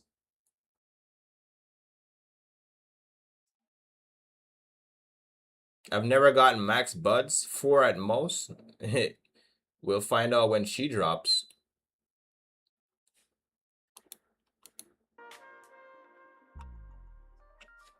Alright, look, this was the highlight. I did not expect this. Once again, a brand new day.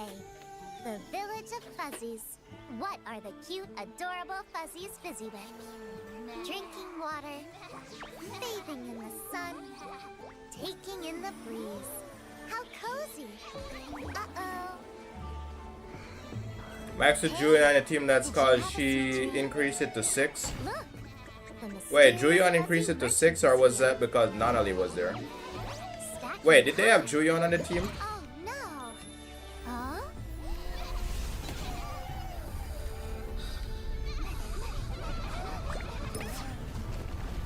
Seems like we have a guest.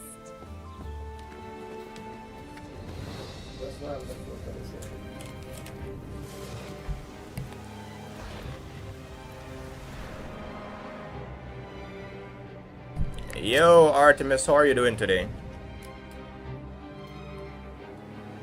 Holy Minskin, bro. Everything you see them wearing, we can wear this in the open world, but we have to play through this new game mode. Hang out with no plans. We got you covered. Good, you? Dive into I'm fun good, I'm just stories chilling. Me and Neverness Everness full is of going over the laughter. new content in this Team up game, with friends and which go is on an looking epic really adventure. fucking nice. DSD's newest anomaly game, 1000 Less One Nights, is now on sale. Come give it a try. Hey, come back. Another round. This is the good part though, Artemis. You seem like you'll love this. Oh my god, bro, I fucking fell in love.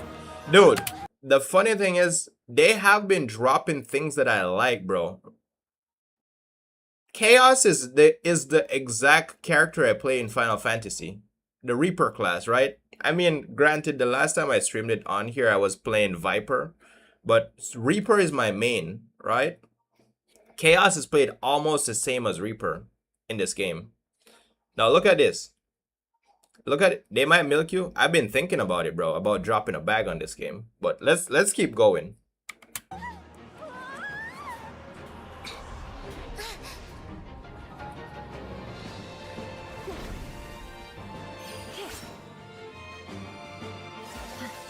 Maybe I'm the NT dev this time. I would only believe that if you didn't quit. But you're a quitter. Dude, holy Eroi skin, bro.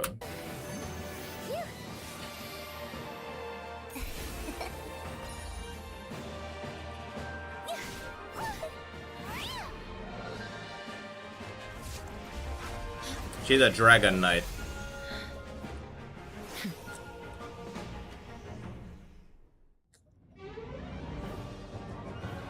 So I believe this is how it's played. I believe it's one character per person. You choose a class.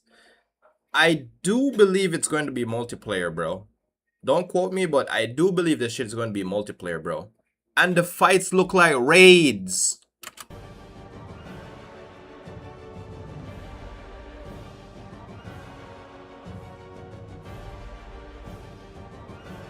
Let's hope we can do it. Of course, bro. Oh, God. If they don't, if we can't do it, I'll never ever advertise this bullshit again, bro. They better. Look at these fights.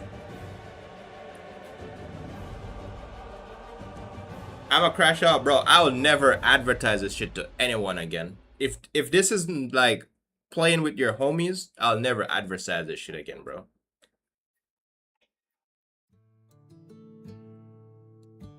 Welcome back. Once again, thank you all for joining. Now we're gonna go in. DSD's We're gonna go in brand new depth right anomaly now. Tabletop game, 1000 Less One Nights. New permanent event as well, so you don't need to rush to play this shit, bro. Permanent event. By the way, did anyone catch that weirdly fantastical scenery just now? Didn't look like any Hethereau. It's either. not PvP. That's because Yeah, there's footage of the and very they're anomaly encouraging us to do it tabletop game over we're and about to over again. introduce. The problem isn't about it being multiplayer. We just don't want it to be like the fucking car racing shit, right? Because remember, the car racing shit was go in and match with random people. We want to match with our homies, you know what I mean? I mean, they could have made us like play together as well in the combat event so I could knock your teeth in, but we'll focus on this one for now. I'm dead serious. 1000 Less One Nights is a tabletop RPG.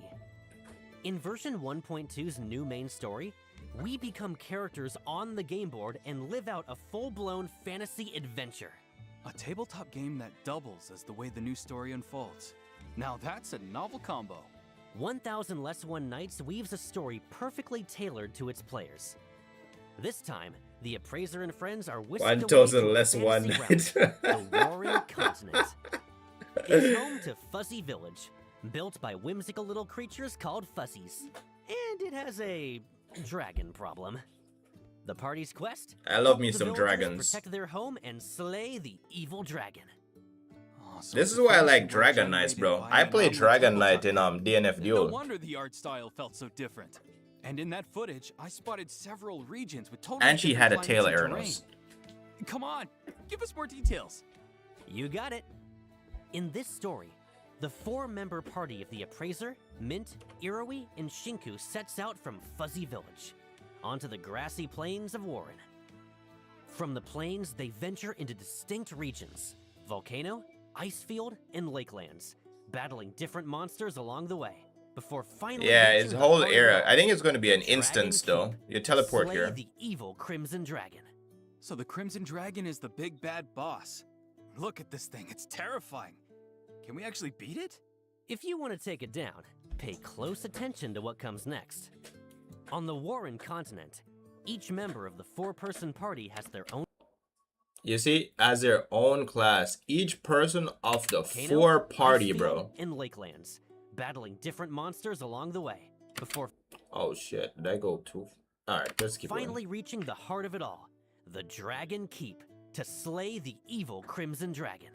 So the Crimson Dragon is the big bad boss. Look at this thing, it's terrifying. Can we actually beat it? If you want to take Oh, it down, I actually went pay back. close attention to what comes next. On the Warren continent, So you choose a class, bro. Continent. each member of the 4-person party has their own class. Mm-hmm. Defeating monsters earns XP to level up your characters and boost their combat power. They better With a make chance this to that we receive can play gear, with our along with our all friends, kinds bro. of items you can trade at the shop. It has to be. There's a gear system too?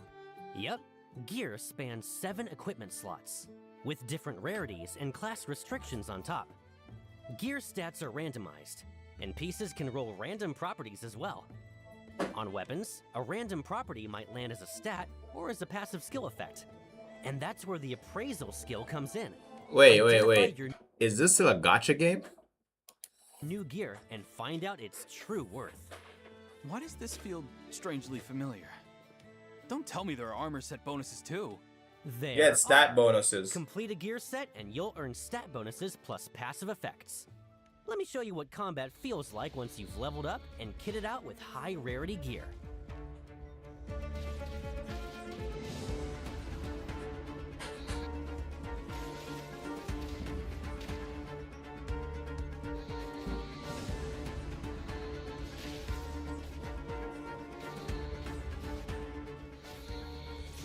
Oh, that's the stuff. Mowing down hordes is so cathartic. On top of everything we've covered, the gear system has an even rarer category: accessories. Some accessories don't just They need boost to your power, update and expand they in the come with future. effects you'd never see I think they're coming. going to test it initially first. If it's going to be a permanent mode, I do believe they will, But bro. one thing to note, They're appraising testing or the swapping waters. gear can only be done near a camp or bonfire. Camps? Tell us more. Camps are where players rest and regroup on the Warren continent. There, you can recover stamina and swap gear, or interact with the mystery Fuzz merchant for appraisals, trades, and a bit of conversation. While adventuring through each region, you may That looks also like a run into vendor. other NPCs, and some will even hand you quests. Keep exploring, and you might stumble onto hidden stages with special rewards. Hold on. Did I just see the character models change when gear was swapped? You did. What you wear is what you see, and that's one of the Warren continent's signature features. That looks like your dogs, Ernos. That, bro, look at that aura. Holy shit, bro. Look at that aura, bro. Some equipment slots in the game have their own dedicated models, so the moment you swap a piece, the change shows up on your character in real time. So as you play, you can chase stronger stats, or hand build a look you love piece by piece. Personally, I'd say that's just as fun as pulling a legendary teardrop. Duke of the North. Could we get a look at the gear on all 4? Yes, The sir. Appraiser, Mint, Iroi, and Shinku? Nope. Look at that mint skin. And it has different levels to it.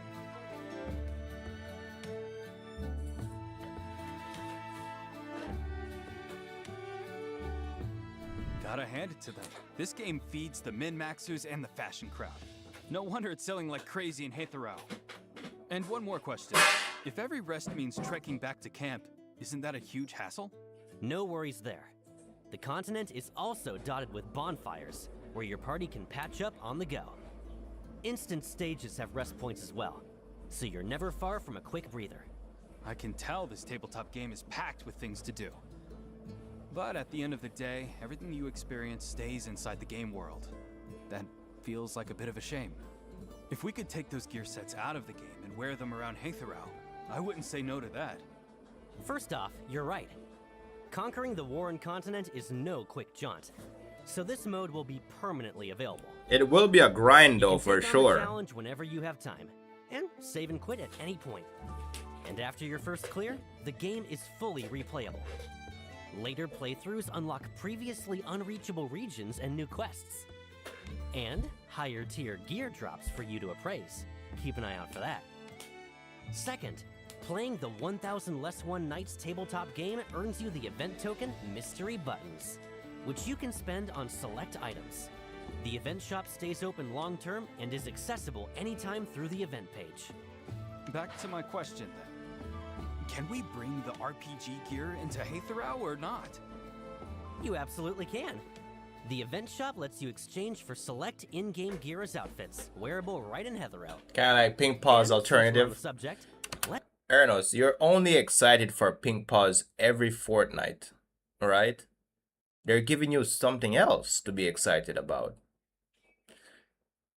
How long it lasts, how long the novelty of this game mode lasts, bro, we're yet to see, but for now, it's interesting.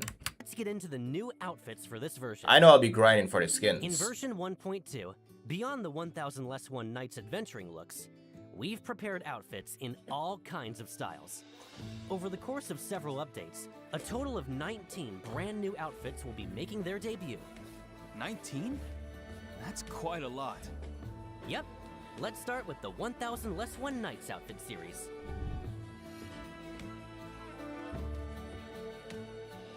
Oh, and I also told you we're getting a Batmobile, right? You'll see that. You'll see that soon, bro. If you've ever seen The Dark Knight, you'll see what I'm talking about.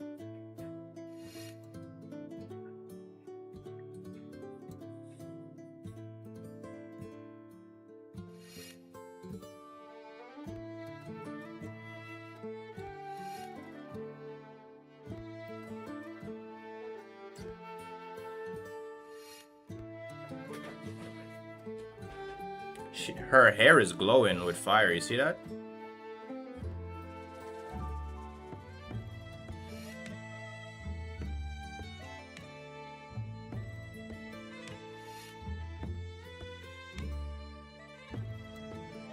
Some of the outfits in this series can be exchanged using mystery buttons in the event shop we just mentioned. A heads up though, while you can mix and match these pieces freely on the Warren continent, back in Hethereau, the outfits are sold as complete sets only. I'll probably play some Dragon Knight, bro. Pieces can't be swapped or worn separately. Fuck with Dragon Knight. Also, Shinku's Dragon Knight outfit comes with special skill effects. The 1000 Less One Nights outfit series You can also color them supports as well. recoloring. Use the matching dye orb item to unlock alternate styles for each outfit. Dye orbs are likewise available from the mode shop. Beyond the colors, each outfit's textures and patterns get matching style adjustments too. The first batch of recolorable outfits is shown here, with 33 styles in total.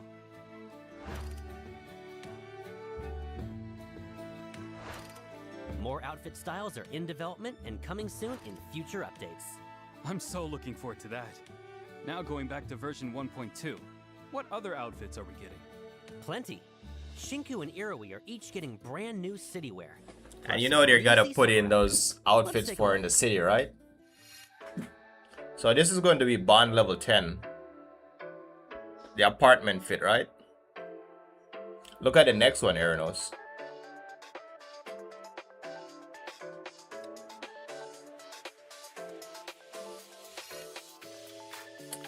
This one is going to be on the board. You have to wish for this one.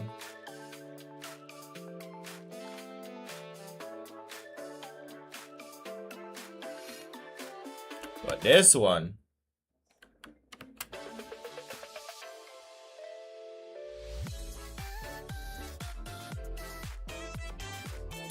bro, this one, bro.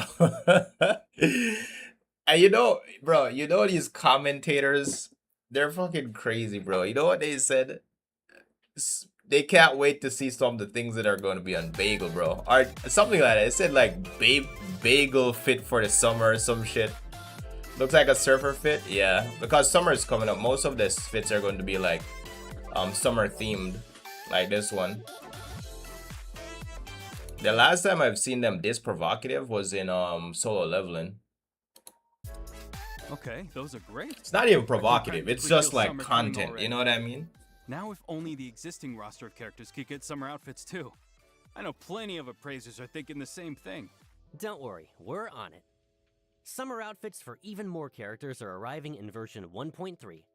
And quite a few familiar So I take faces it will be back. in swimsuits Let me of their stop own. drooling over announcements. Yes, beach days with the crew and a camera roll full of bagel-worthy photos. Here we come. You hear that? Bagel worthy, bro. I can't believe he said that. We know what happens on the bagel, bro. At you, so let's take a breather now. Yo, Here's the second redeem code for the day. we know what happens on the bagel, bro. Alright, let's skip ahead. Broski, To meet we appraisers, know what happens on Draco. the Draco is the next vehicle. We can't even buy the cars in game, bro. And they're dropping more. The Draco is a crazy name, bro. You know they're cooking when they call it that. You'll legit see this shit in Batman, bro. This is when Batman transformed his tank into a bike. No, it's exactly what you see. And more.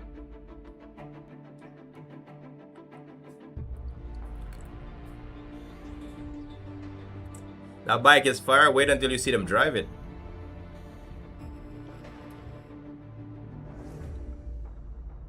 Regalia. So you know we'll have to go buy this shit. How much will it cost? I have no idea.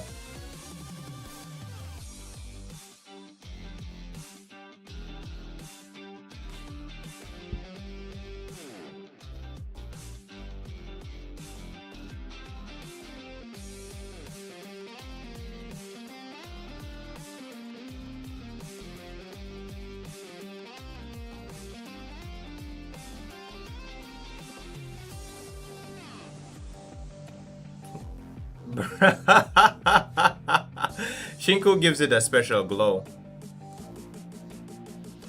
I told you, bro, it's a Batmobile.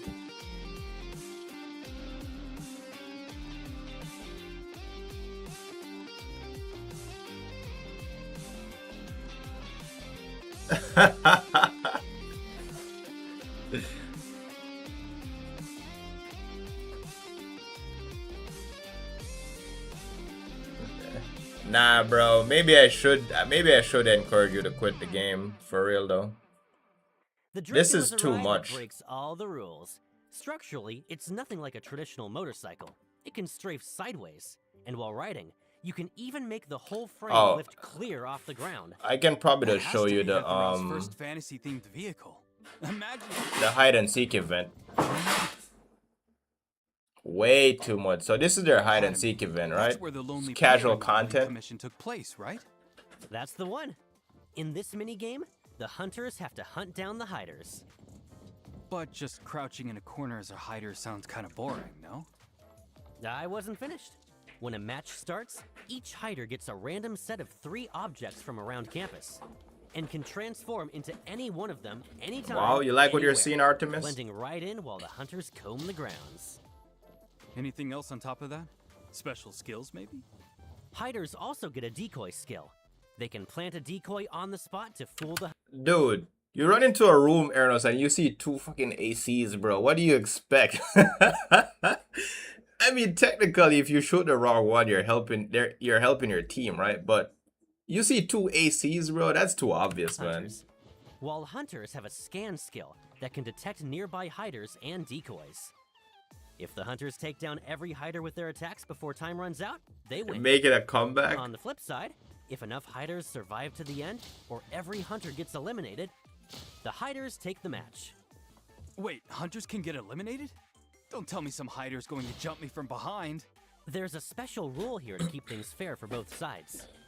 If a hunter attacks a target that turns out Give me a minute. not to be a hider, they lose some HP.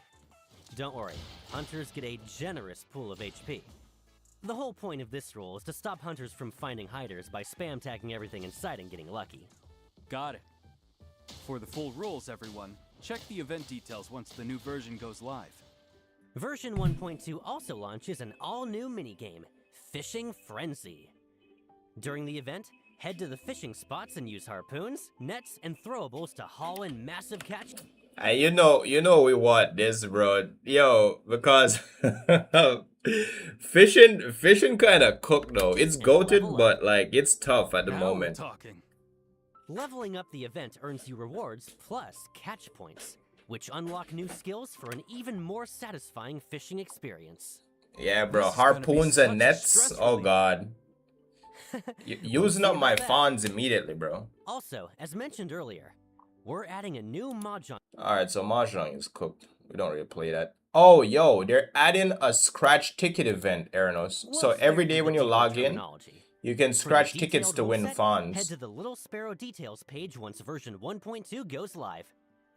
And we're also adding a new activity, Muse Flash. Appraisers can stop by newsstands around the city daily to grab a Muse Flash scratcher and scratch for prizes. Who knows what we'll scratch our way into? RNG gods, I'm begging you, give me the jackpot! Even more events will open throughout version 1.2, where appraisers can earn Analyth, Fawns, and other rewards. For more details, keep an eye on our official accounts across all platforms. Turning us into junkies? I can't say no to more fawns, bro. While my cafes are making bank. Dude, we're not gonna buy that Batmobile off just every 2 weeks of pink paws, you know that, right? Double fawns, earn fawns twice as fast in pink paws. Yeah. But this will be July 20th. Pixel Surge, this will be double drops on Houdini schemes and Rabbit Hole and those places. You know, the usual stuff. Fawns Rush, double fawns when you do your city stamina. Beyond the Rails as usual. You know we like to go cooking beyond the Up next rails. is today's third redeem code. We'll see you in a bit. But yeah, bro, like I am satisfied. I am impressed with what I've seen. Can't lie.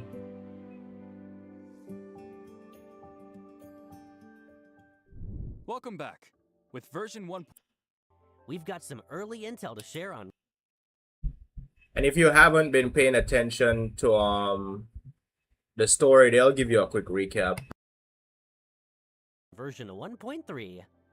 As we mentioned before, the 1.3 story picks up the thread from 1.1 Dreamwalk Corridor and centers on the struggle against the Scarlet Letter. In the story so far, first, at the Abisu auction, the Scarlet Letter made off with the first branch, an anomaly said to offer a glimpse of the future. Then, from Renee, they took the eternal present, which can freeze the present moment. And finally, in the Corridor of Echoes, they claimed the Helm of Theseus, said to steer its holder back into the past. As for what they have planned next, that all unfolds in version 1.3. Also around version 1.3, we'll be kicking off breezy summer-themed events. Alongside the character swimsuits we mentioned earlier, you'll see even more vehicles arriving. Sounds pretty good so far. Got anything else for us, Baggy? That was Version nice and 1.3 needed. also introduces a brand new property, though the style is a little different this time.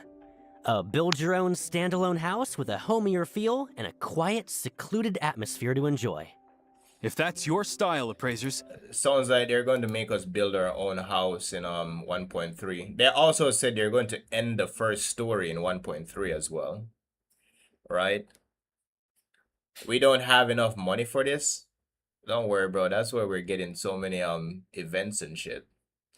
And if anyone is thinking about coming back, if you create a new account, they give you a free character. Dude, my Hotori is pretty much done, bro. Damn. Give me a minute. Need to fix my screen. Almost streaming. Low high with a Brian, of course. J.O. Alright, my fault. Let me pull up by this. We don't have enough money for this. Ah, man. I don't know, bro. I don't know, man. I don't know. I don't know. You know what I just noticed with this character, Everness? You know how they balanced her out? They balanced her out with her crit ratio. I feel sorry for some people that play multiple gachas.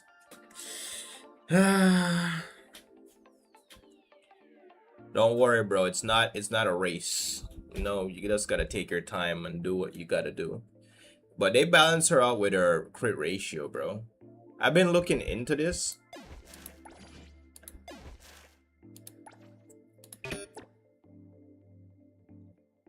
And I mean, granted, for this, what I'm looking for is a crit rate here with the double stats here, which would be nice. But her crit damage is not going to go any further because guess what? This only gives her a Cosmos damage bonus. I changed this from Cosmos damage bonus since I already get it from the deck here, right? But compared to like actual DPS characters, look at my Chaos, bro. As an actual DPS character, look at his crit ratio. These gachas are going 4 A's. Damn, bro. Like I said before, they just need to find out the sauce, bro. He's not even done built yet. I'm not even done building him because most of his things are purple. I just changed this yesterday. I gave him crit damage with this because he gets he also gets crit damage from this, right? So technically I can go for like Lakshana damage bonus, bro.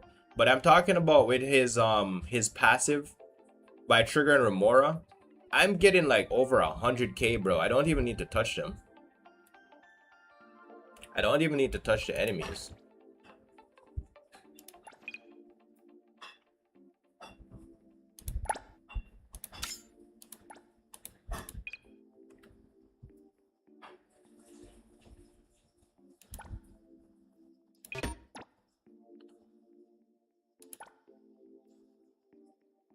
His arc is crit rate? Exactly. Yes.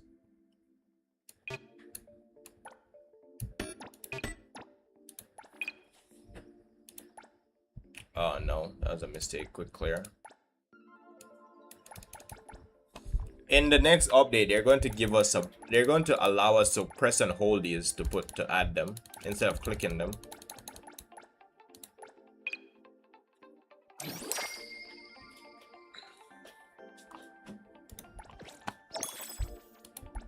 I know, right? I was thinking about giving this to Hotori since I probably don't like the one that she has. Let me check her. This one has HP and defense on it, so I should probably take this off just to make sure like her build is complete. Since I'm currently working on Chaos, give her this one. With I mean, she has breaking. I would prefer this to be cycle intensity, but it's alright. Plus it gives Lakshana damage off rip. Yes, sir.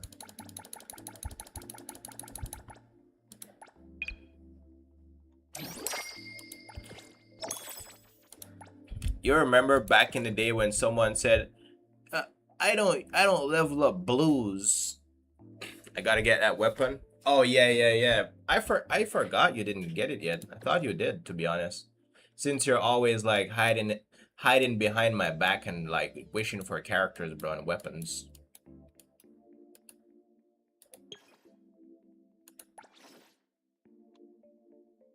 Still grinding? I mean, you got time. The only thing I need to do now is just I didn't even notice he had 2 different color eyes. Can't be spending right now. Good to know. I need to level this up as well because he increases like the fish and shit. You know what I just noticed though? And you probably should have told me this, bro. When you level up her life skills, she increased the affection gained from giving gifts to characters. You get more affection, bro.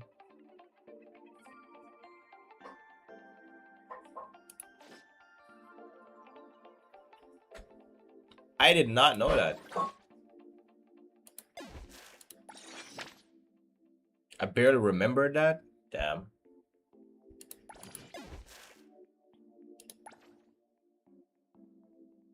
You level it once or twice.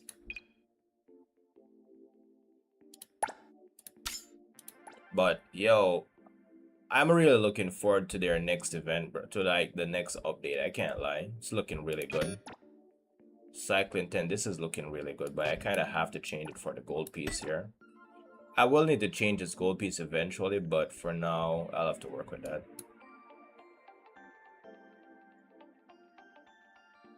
I wonder what Iroi and Shinku life skills are. Did they talk about it? No, but that is something that I want to know as well, for real. Crit rate, crit, bro. All these have defense and HP, bro. It's crazy well rounded, exactly. Like, you don't need to, like, be stressed about anything, bro.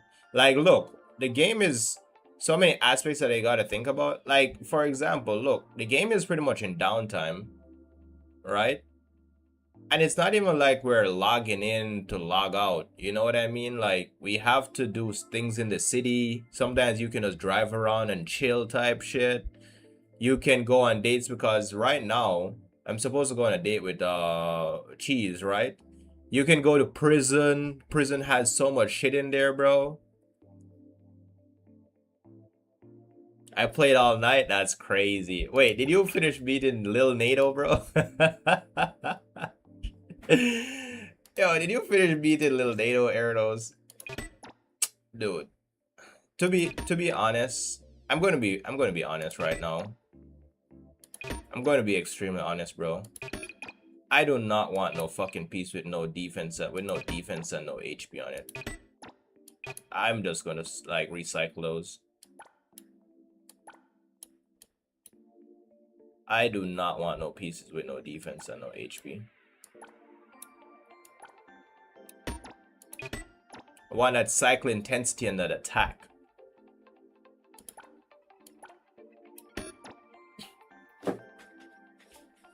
He had to get beat, got used to it eventually. Of course. Fucking course.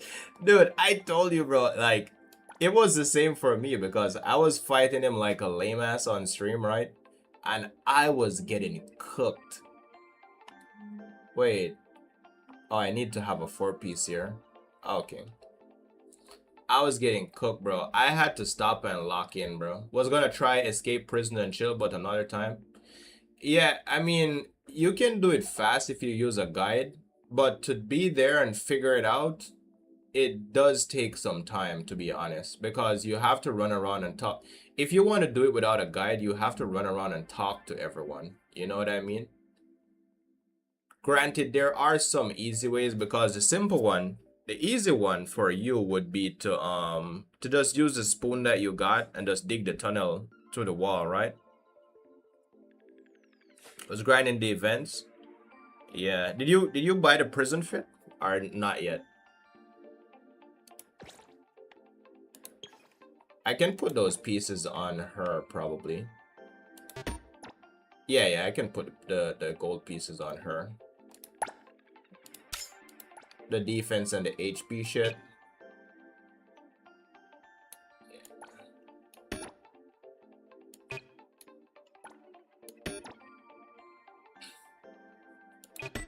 This is what? Crit damage, crit rate, damage, and HP. Yes. I left off doing the island quest. About to hop on. Alright, bet. I'm going to watch the thing today, Tekken Evo. Don't even feel like playing WoWa. I mean, I just log in and just farm some tubes and then I get off. It's not, I don't even spend that much time on that game, to be honest. Because it's currently in downtime. We have to wait until they drop content.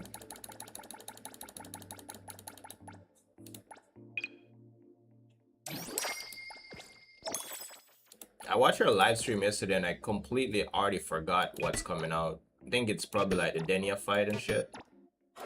I don't know, bro. Maybe I'm turning into a normie. I don't know if I'm excited to do oh yeah, they said something about Electro Rover as well.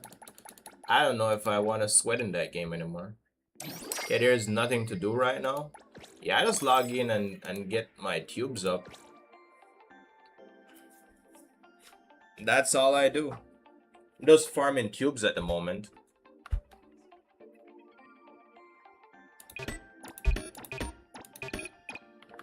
Bro, my chaos team is cooking. You know what? Let me go find Mamon real quick.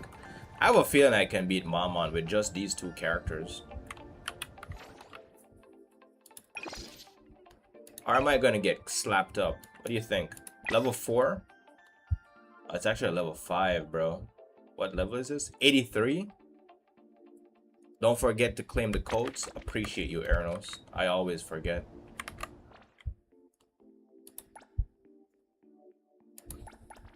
That's it. Good luck. Bro, Mamon is annoying though. Let me put in these codes real quick. Shinku 0708.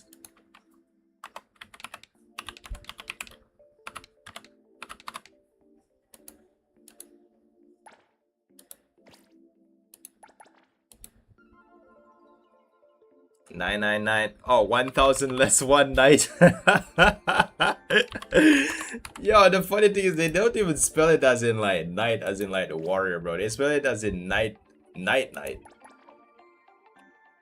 Hero 0729.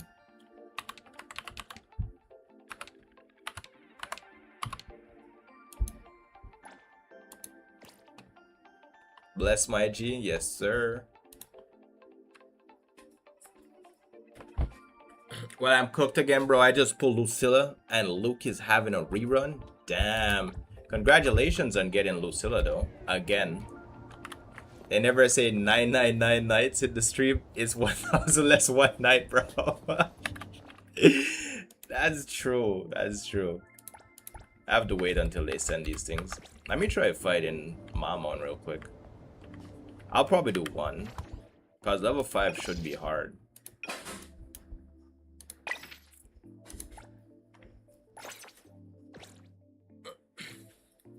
And said it's 1,000 less one night. That's crazy, bro. But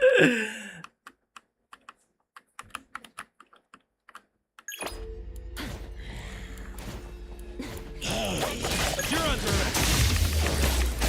I'll take care of the damage done.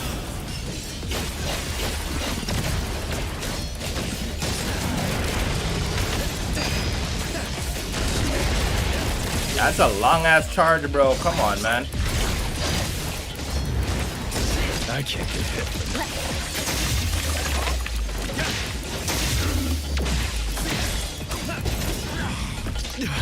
No. Wait, why didn't I glow? Thanks, but I can't really be happy about it because it was fucking 74 pity. At least I won the 50-50.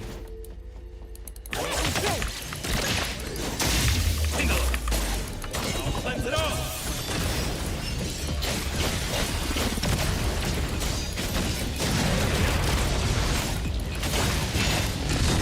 I move away from you, dog.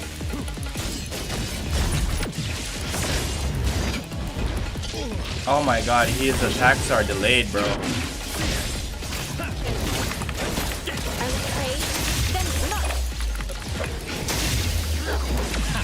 Feeling good. Bro, there's no red glow. Hey, hey. Aim before you move.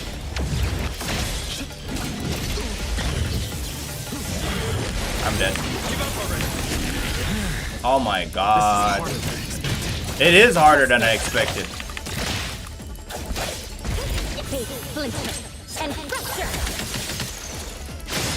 You're under arrest.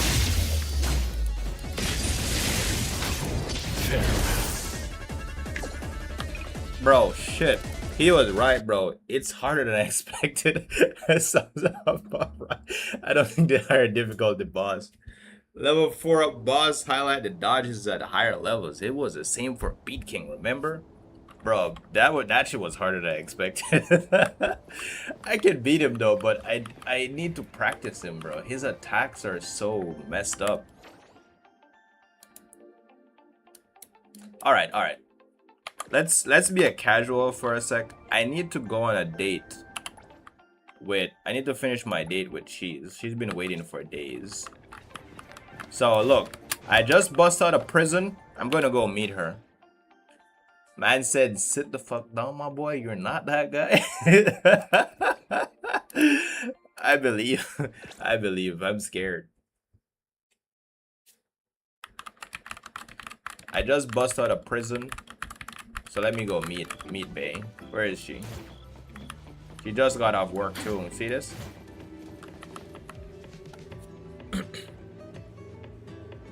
Late night snack, you meant this? I wanted to try this place forever. I pass the shop sign every day after work. It's always looks so lively there. You're going on a date with Prison Fit? I'm a bit curious about the whole place. I mean, why not? If you don't like me at my worst, how are you gonna like me at my best? Come on, Artemis. This is basic fundamental dating information. What can I get for you two? I'm not sure. You choose, Appraiser. Got any recommendations? A first timer? How about I don't even know what a word is. It tastes kind of off. Actually, I think it's pretty good. It's not that I don't like it. I think I just have to get used to it. That's the mindset right there. So, Cheese, why do you drag me out for a late night snack tonight? Appraiser, do you ever have moments where you don't want to do anything besides stay at home? Do you ever have moments where you don't want to do anything besides stay at home? Yes. All the time. Not thinking about anything. Not wanting to do anything. Just lying at home alone. Trying to get some D? Bro, what the fuck? I know it sounds like I'm just procrastinating, but who said you always have to be productive, right? Oh, I see. They've got so many kinds of drinks here. I want to try this one. Wanderer's Banjo. Bro, she hit me up late at night, bro, and said, "Yo, I'm on the streets. Come and hang out." So sweet, Appraiser. Are you okay? Totally. I'm all good. No problems here. This one's pretty strong. They say it's intentional and mixed with wanderers in mind. The type that wishes to dream of home. Home? Is the Appraiser from around here? Not quite. I don't actually know. Something happened. I can't remember the details. Typical amnesia, bro. The only thing I like though is, guess what? When we met our character, it wasn't like we got washed up somewhere or we were falling from the sky or some shit or in like some space limbo. There was a fight going on and our character was just standing there looking in space, bro. Then we started hanging out with Avon's people. Gotta go now. Good night. Good night, Artemis. Appreciate you stopping by. All the best in your loopholes. Sorry, I shouldn't have brought it up. It's all good. It's alright. Regardless, Avon is my home. Everyone here is like family to me. I first heard the name of my hometown from a street vendor. Glarizia. Apparently it's the name of a spice that's made over there. We've got a drink here called Deep in the Heart. It used that spice actually. Care for another? Bro, we all getting drunk? Bro, this is what you wanted to do last night, Everness? I don't mind. Are you going to have more? The Appraiser never backs down. In that case, we'll take 2.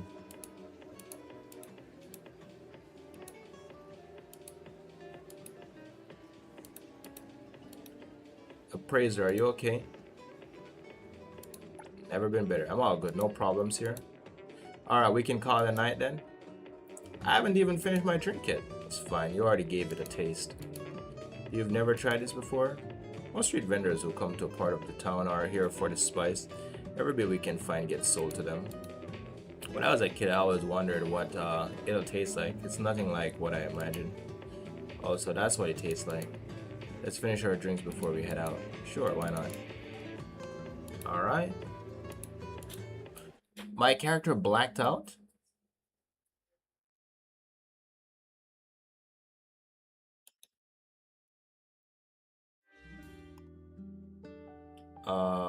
Whose apartment is this? Assess the current situation.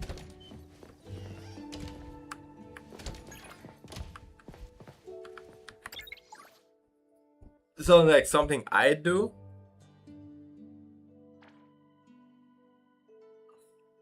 A man named Adler answered. Last night I called the emergency number you left at Pink Paws Bank. A man named Adler answered. He helped me deliver you back home. I hope you're alright. Thanks for being here with me. It was an amazing experience. I'll remember it forever. I mean, as long as she's happy, bro. I'm pretty sure my character is fucking hungover like right now, bro. Probably what? Don't even want to see another drink again.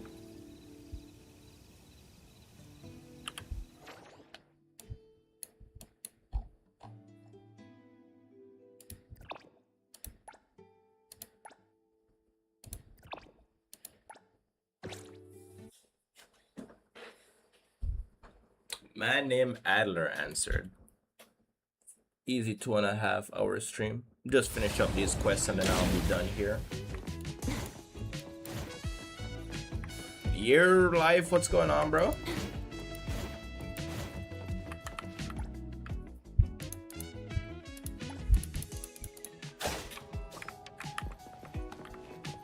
Did they say this is a driving school? Perfect angle. The wind's just right. Perfect angle.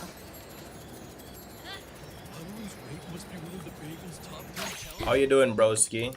Just got off work?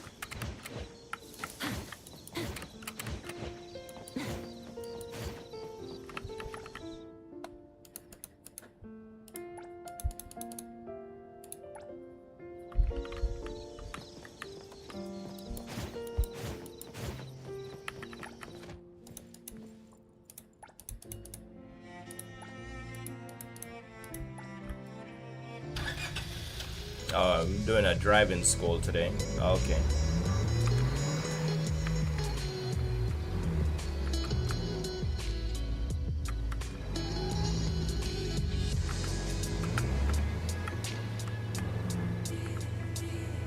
This man said I'm driving over the line. Bro, are you blind? Crank the wheel all the way. Don't hold back. Dude, how do you park in there? What the?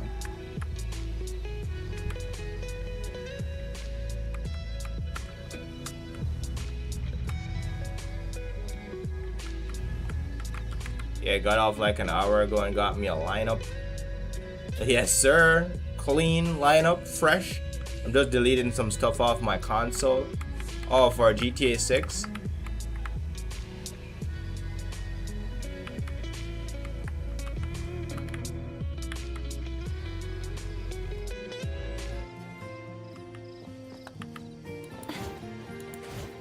Nice, bro.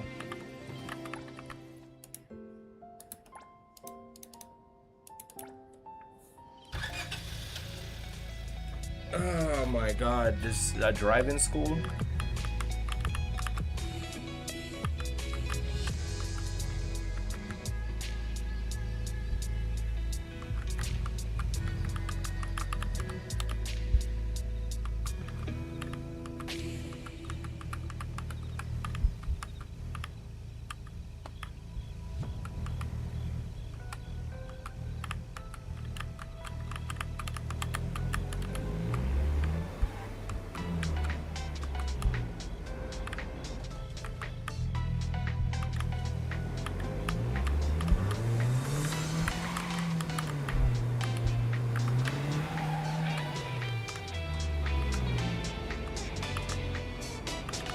Turn left. Straighten out. Oh, they want me to do a parallel park.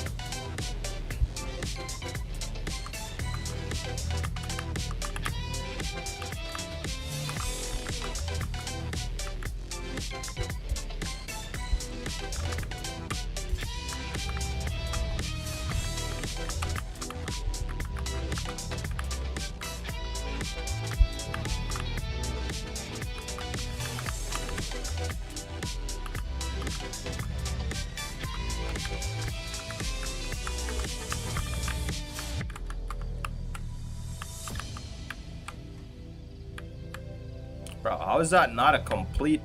Oh my god, man. What is wrong with this game?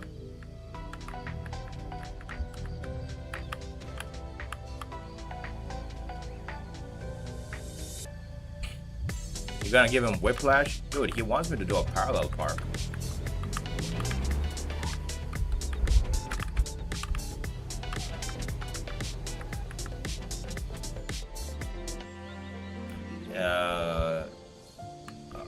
I have more?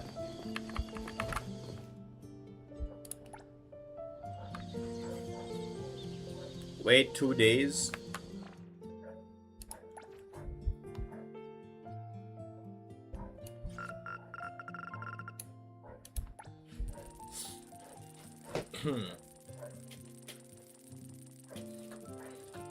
What are you thinking about doing in GTA 6 though, Life? Are you just going to be playing story, or are you going to be like going online, grinding and shit, becoming a tycoon, a CEO, own up a couple businesses? What's the plan?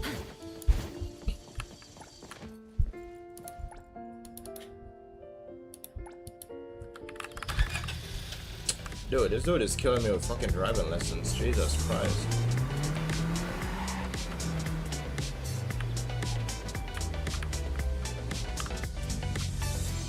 Why are his turns so sharp?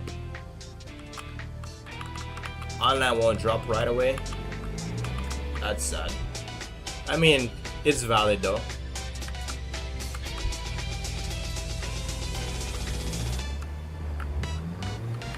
It's valid.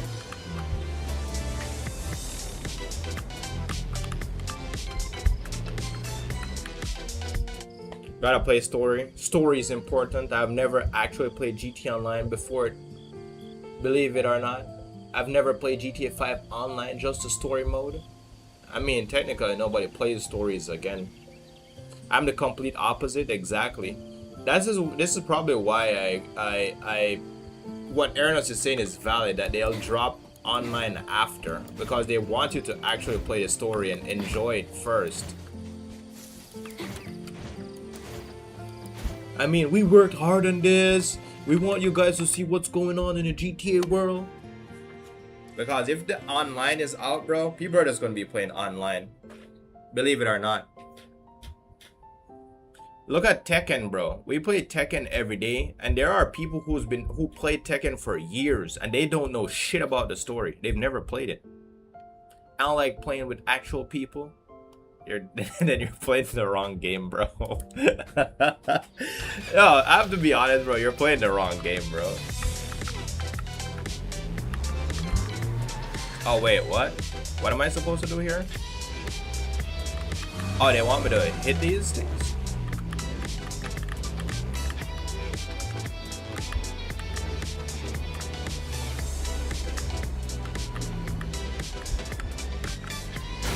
Oh, I see. That is crazy. Sup, guys? Yo, what's going on, Chip? How are you today? Man said, I don't like playing with people. I do believe in GTA, though, there are some... Is it? I think you can deactivate being attacked by people. Is that right, Everness? You can deactivate, like, when people, like, hunt you down and shit. So you can just be in the online world, but you don't have to interact with them. I'm definitely gonna try online, but as you can see, GTA 5 is just filled with hackers and snot-nosed kids. I don't know about snot-nosed kids. I don't think kids play that game, to be honest.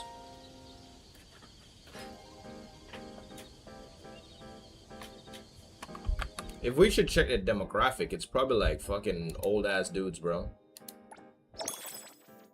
They 100% do? I don't know. I'd say it's mostly old ass dudes. Especially with a game that's been around for that long, bro. With the kids that are being born nowadays, they don't have the attention to be playing an old game. You gotta be on that Roblox shit. Wait 2 more days again? Dude, how long is this driving school? I need to go use the bathroom. How are you doing today, Chip? You said you're good? Nice. What's the latest? You cleared your TOA? Give me a sec.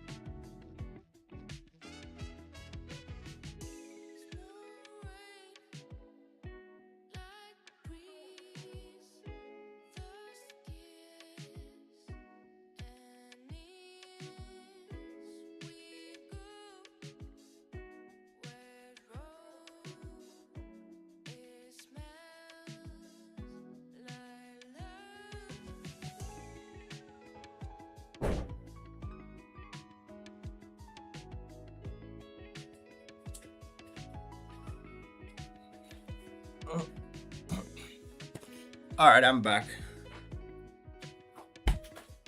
Did you clear your TOA, Tower of Adversity?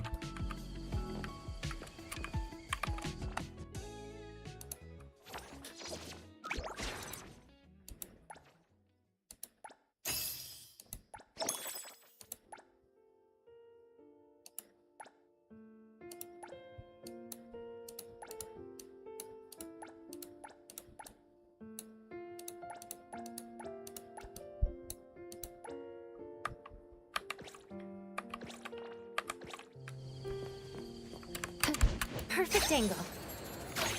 On it? Wait, you still haven't cleared, Chip? What are... And your vacation is over now, right? Well, granted, I am happy to know that you've been going out and touching some grass and water.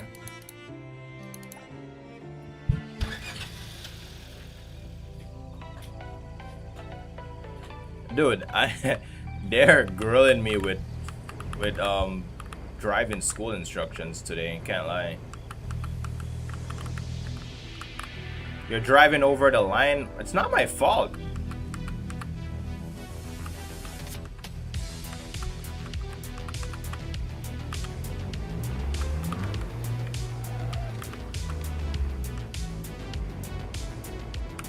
Are they making me redo this because I fail it?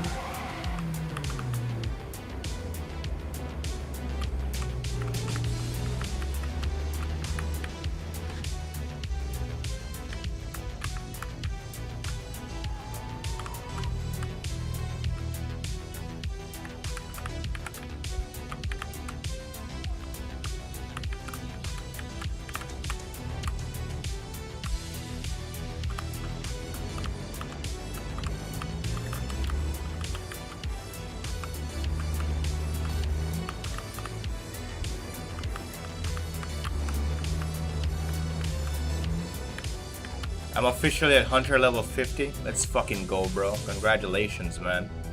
Now it's time for you to max out those characters. I just finished building my Lucy and Becca. Nice, nice. That's something. What car is this actually supposed to be? I'm sure it's Japanese. Maybe a Volkswagen. Volkswagen is German, right? It's probably Volkswagen, bro. Treat the lines like they're walls.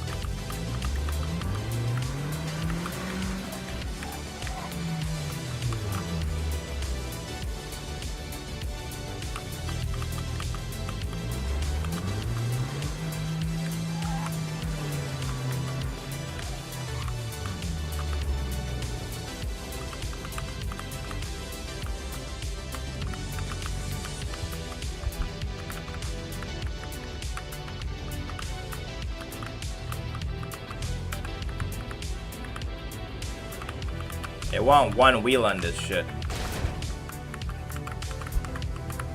I think this is how they actually like test you in China, bro. Saw like some video on IG the other day.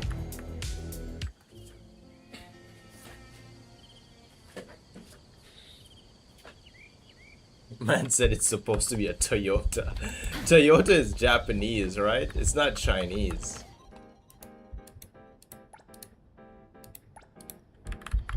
That would be crazy if you have to drive a car like that for a driving test. Yeah, no, that's exactly how they do it in China, bro. Time to grind to level all my characters now. Dude, even when I hit 50, I'm gonna stop and level all of them to 70, then to 80. Fuck that bullshit.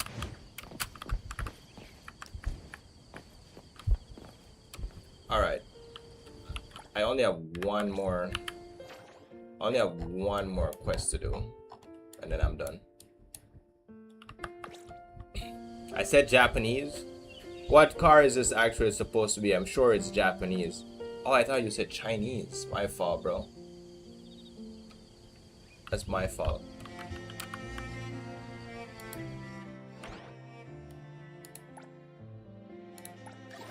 I gotta make one more wish here. This is what, 10 more days? I can get 4 mil funds in 10 more days.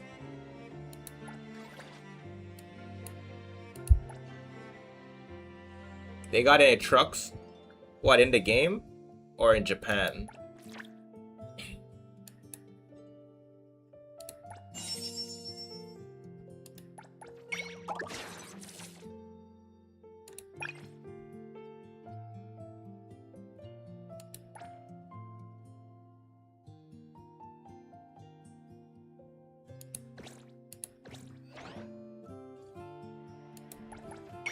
In the game, I know they got trucks in Japan.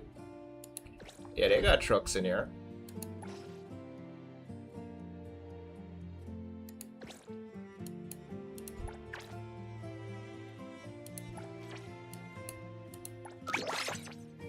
Pixel search. Ernest, remember to do your pixel search today, my boy. Alright. I only have one more thing to do here. Let's get it.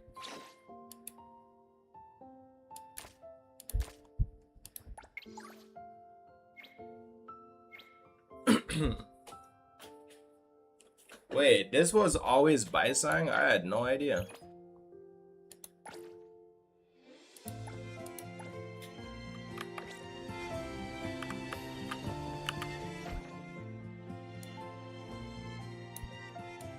Wait, where is he?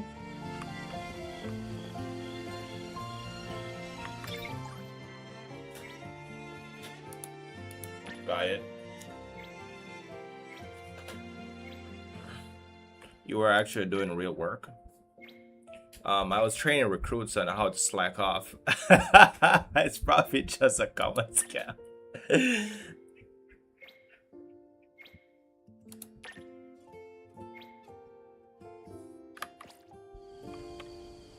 2,000 meters. I mean, I haven't driven my Porsche all day. I'll probably just drive there.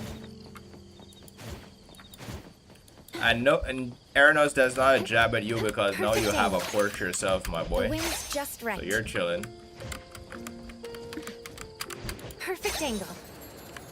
The wind's just right. Street is too narrow. I can't call it here. Or maybe I should go get a truck. What do you say, Life? Perfect angle.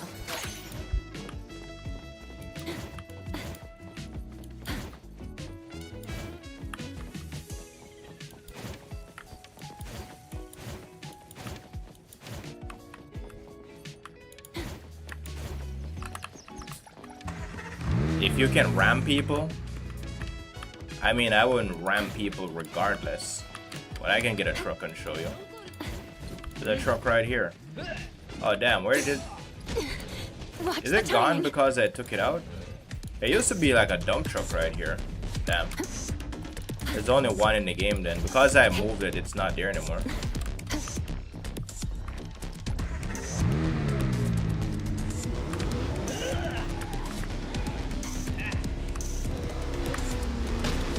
Oh, you can run over them. What the heck?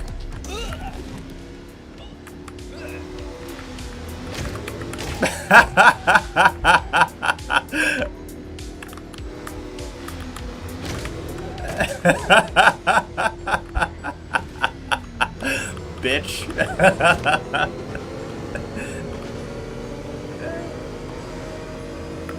I had no idea, Arnold. Why did you say something before? Go for the knees, yes sir.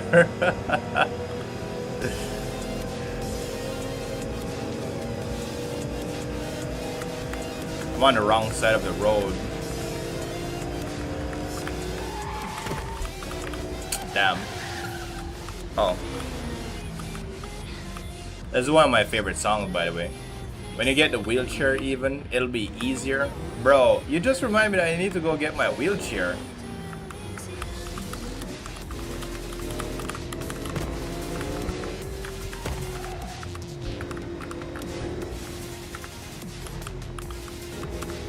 Oh my god, bro. Urban areas confuse me. Jesus Christ. Perfect angle. Road and zoning laws.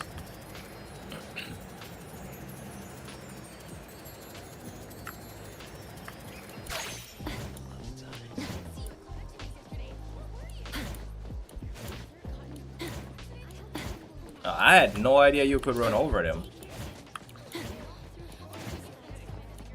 And got some backfire. Oh yeah, you're talking about the exhaust, yeah. Damn. This is far, bro. Come on, man. Come to Papa.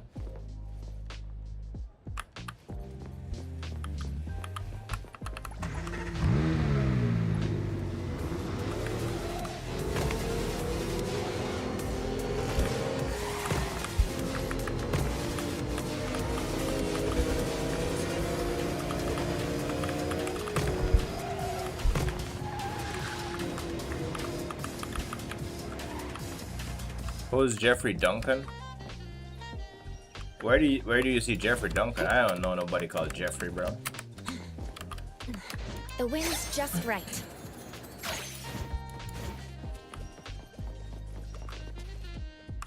I mean, sure.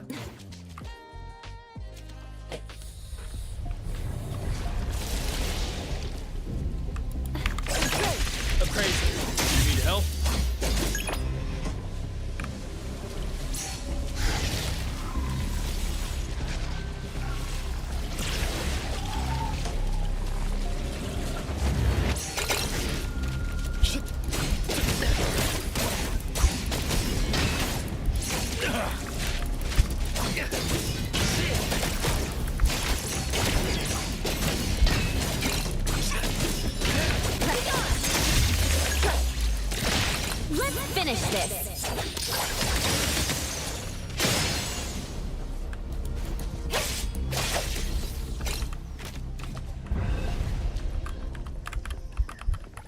All set. In your Discord, posting some about Mr. Beast and crypto. Yo, Everness, you seen that? Oh, I got you. Open in mod view. Let's do this live, bro. Do a ban. Say suspicion of spam. Delete messages. Yeah. Previous 1 hour. Man. That's GG's for Jeffrey Duncan.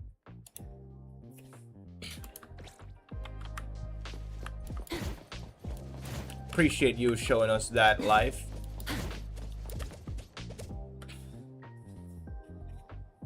I've been waiting forever. That literally just happened. Yeah, that's why I was like, Jeffrey Duncan. I think I saw the name this morning. I saw 53 people. I was wondering who it was. Look, I think I saw the name this morning, but I was like, the link is like all over, so maybe it's just some dude who decided to join. You usually have to wait until they become offenders before you take care of them, you know what I mean? And I believe that's it for me. Oh wait, we got more?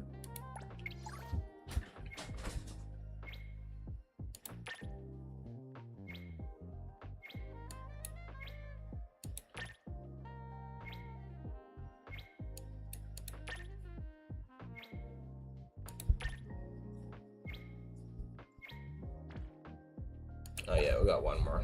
All right. Track, not on track. 700 meters.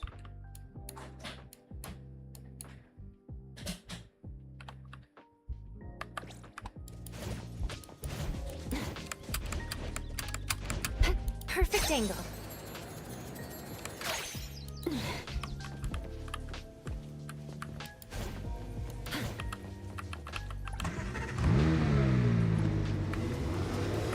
This man said he's afraid of the racing economy. Anyone who doesn't have a Porsche, bro, is pretty much cooked. Can't lie. Especially for the late players.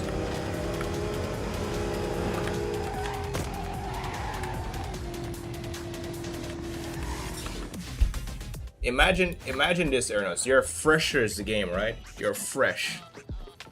You hop in, the game prompts you to buy your first vehicle. You buy that little red Betsy car, bro. Then the game say, yo, go try a race, and you go in a race, and you see everyone pull up in Porsches, bro. I'd just I'd quit. I'd quit out. Cooked. At that point, bro, you're just participating, you know what I mean? Then you can understand why people get participation rewards in that game. That's exactly what's gonna happen. Yep. Is that the fastest car in the game? Currently, yeah. You literally only do racing for a participation reward at that point.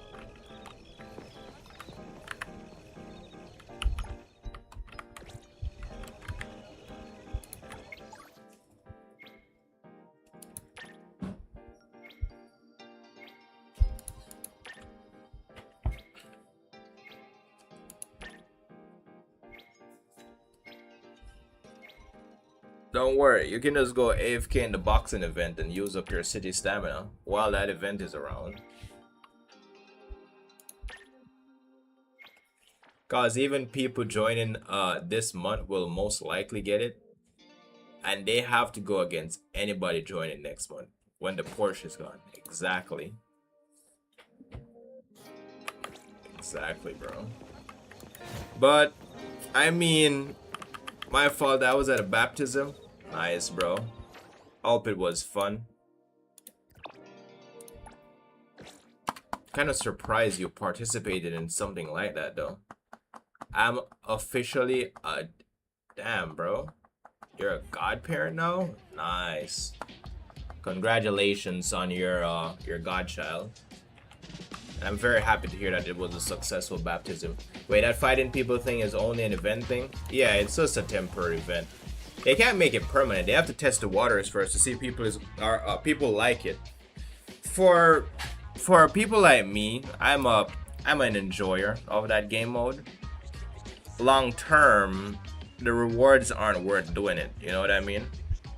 However, for other people who don't usually like know what to do with their stamina, what they did is they just like AFK in there and use their stamina without doing anything.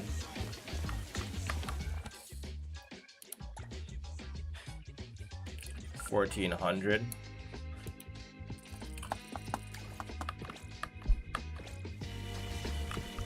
Wait to depart the next day. Oh.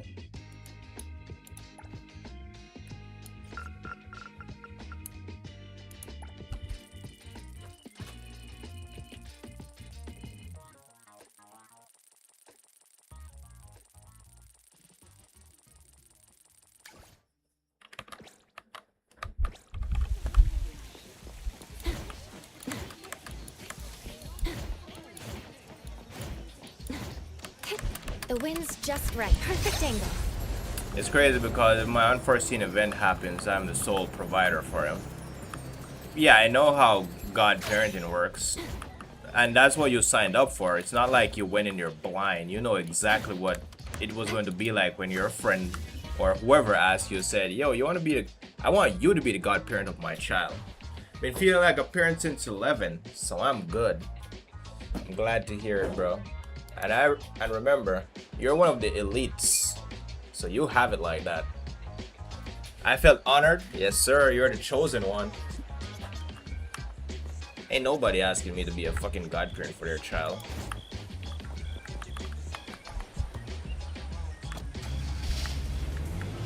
Look at this person who works for the police getting like driven around by a prisoner.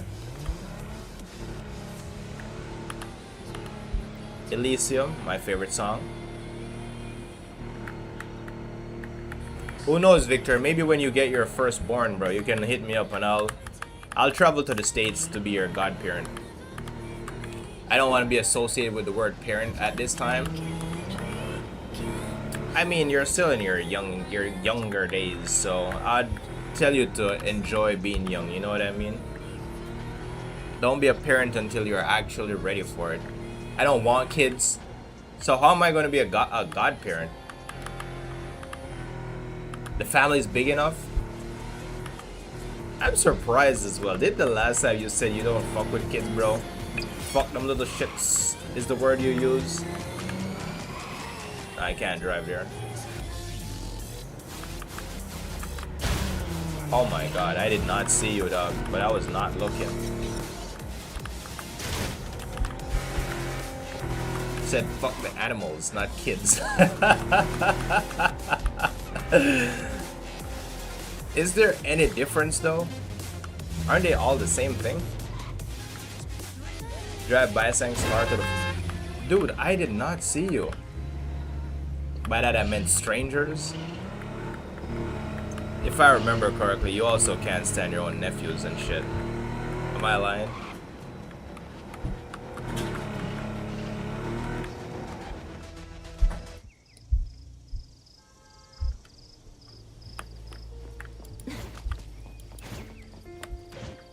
Oh, the flower fields. I think I remember this.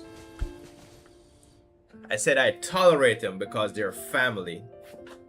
Yeah, that's the word. That's true. That's true.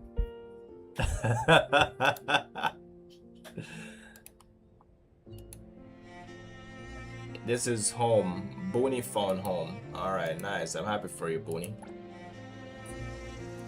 You are misconstruing my words.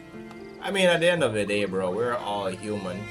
This conversation happened like a few months ago, so I don't remember the exact details. This is why we have dialogue, right? I think we all live in almost the same. I think we all live in almost the same house. I have to deal with the same shit. You're all good? Yes, sir.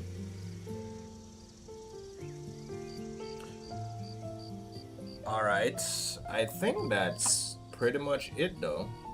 Let me check my messages and see if I have any more messages. I did say fucking animals / kids. No, I'm pretty sure I remember that part. As you can see, I remember the general aspect of the conversation. This is why I even remember your nephews and shit. But you showed like strong disdain towards little people. Is that, did you also refer to them as little people? Or little shits?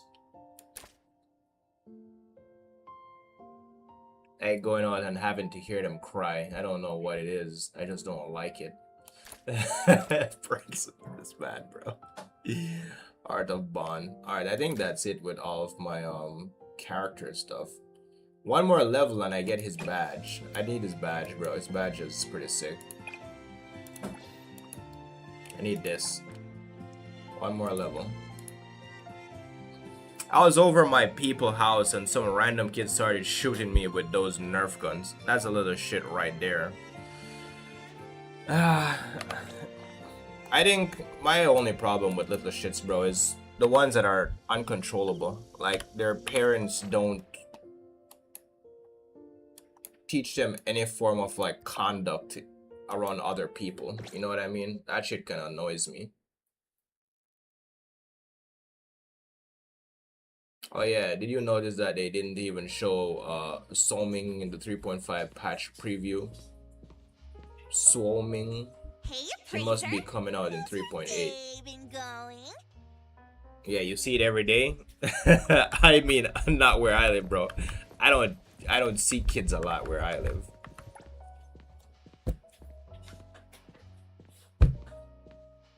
I mean, technically, people where I live don't have kids anymore. So my nation is in decline as well, bro. My fucking population is in decline. The government is actively trying to get people to have more kids. Badass kids in the grocery store, bro.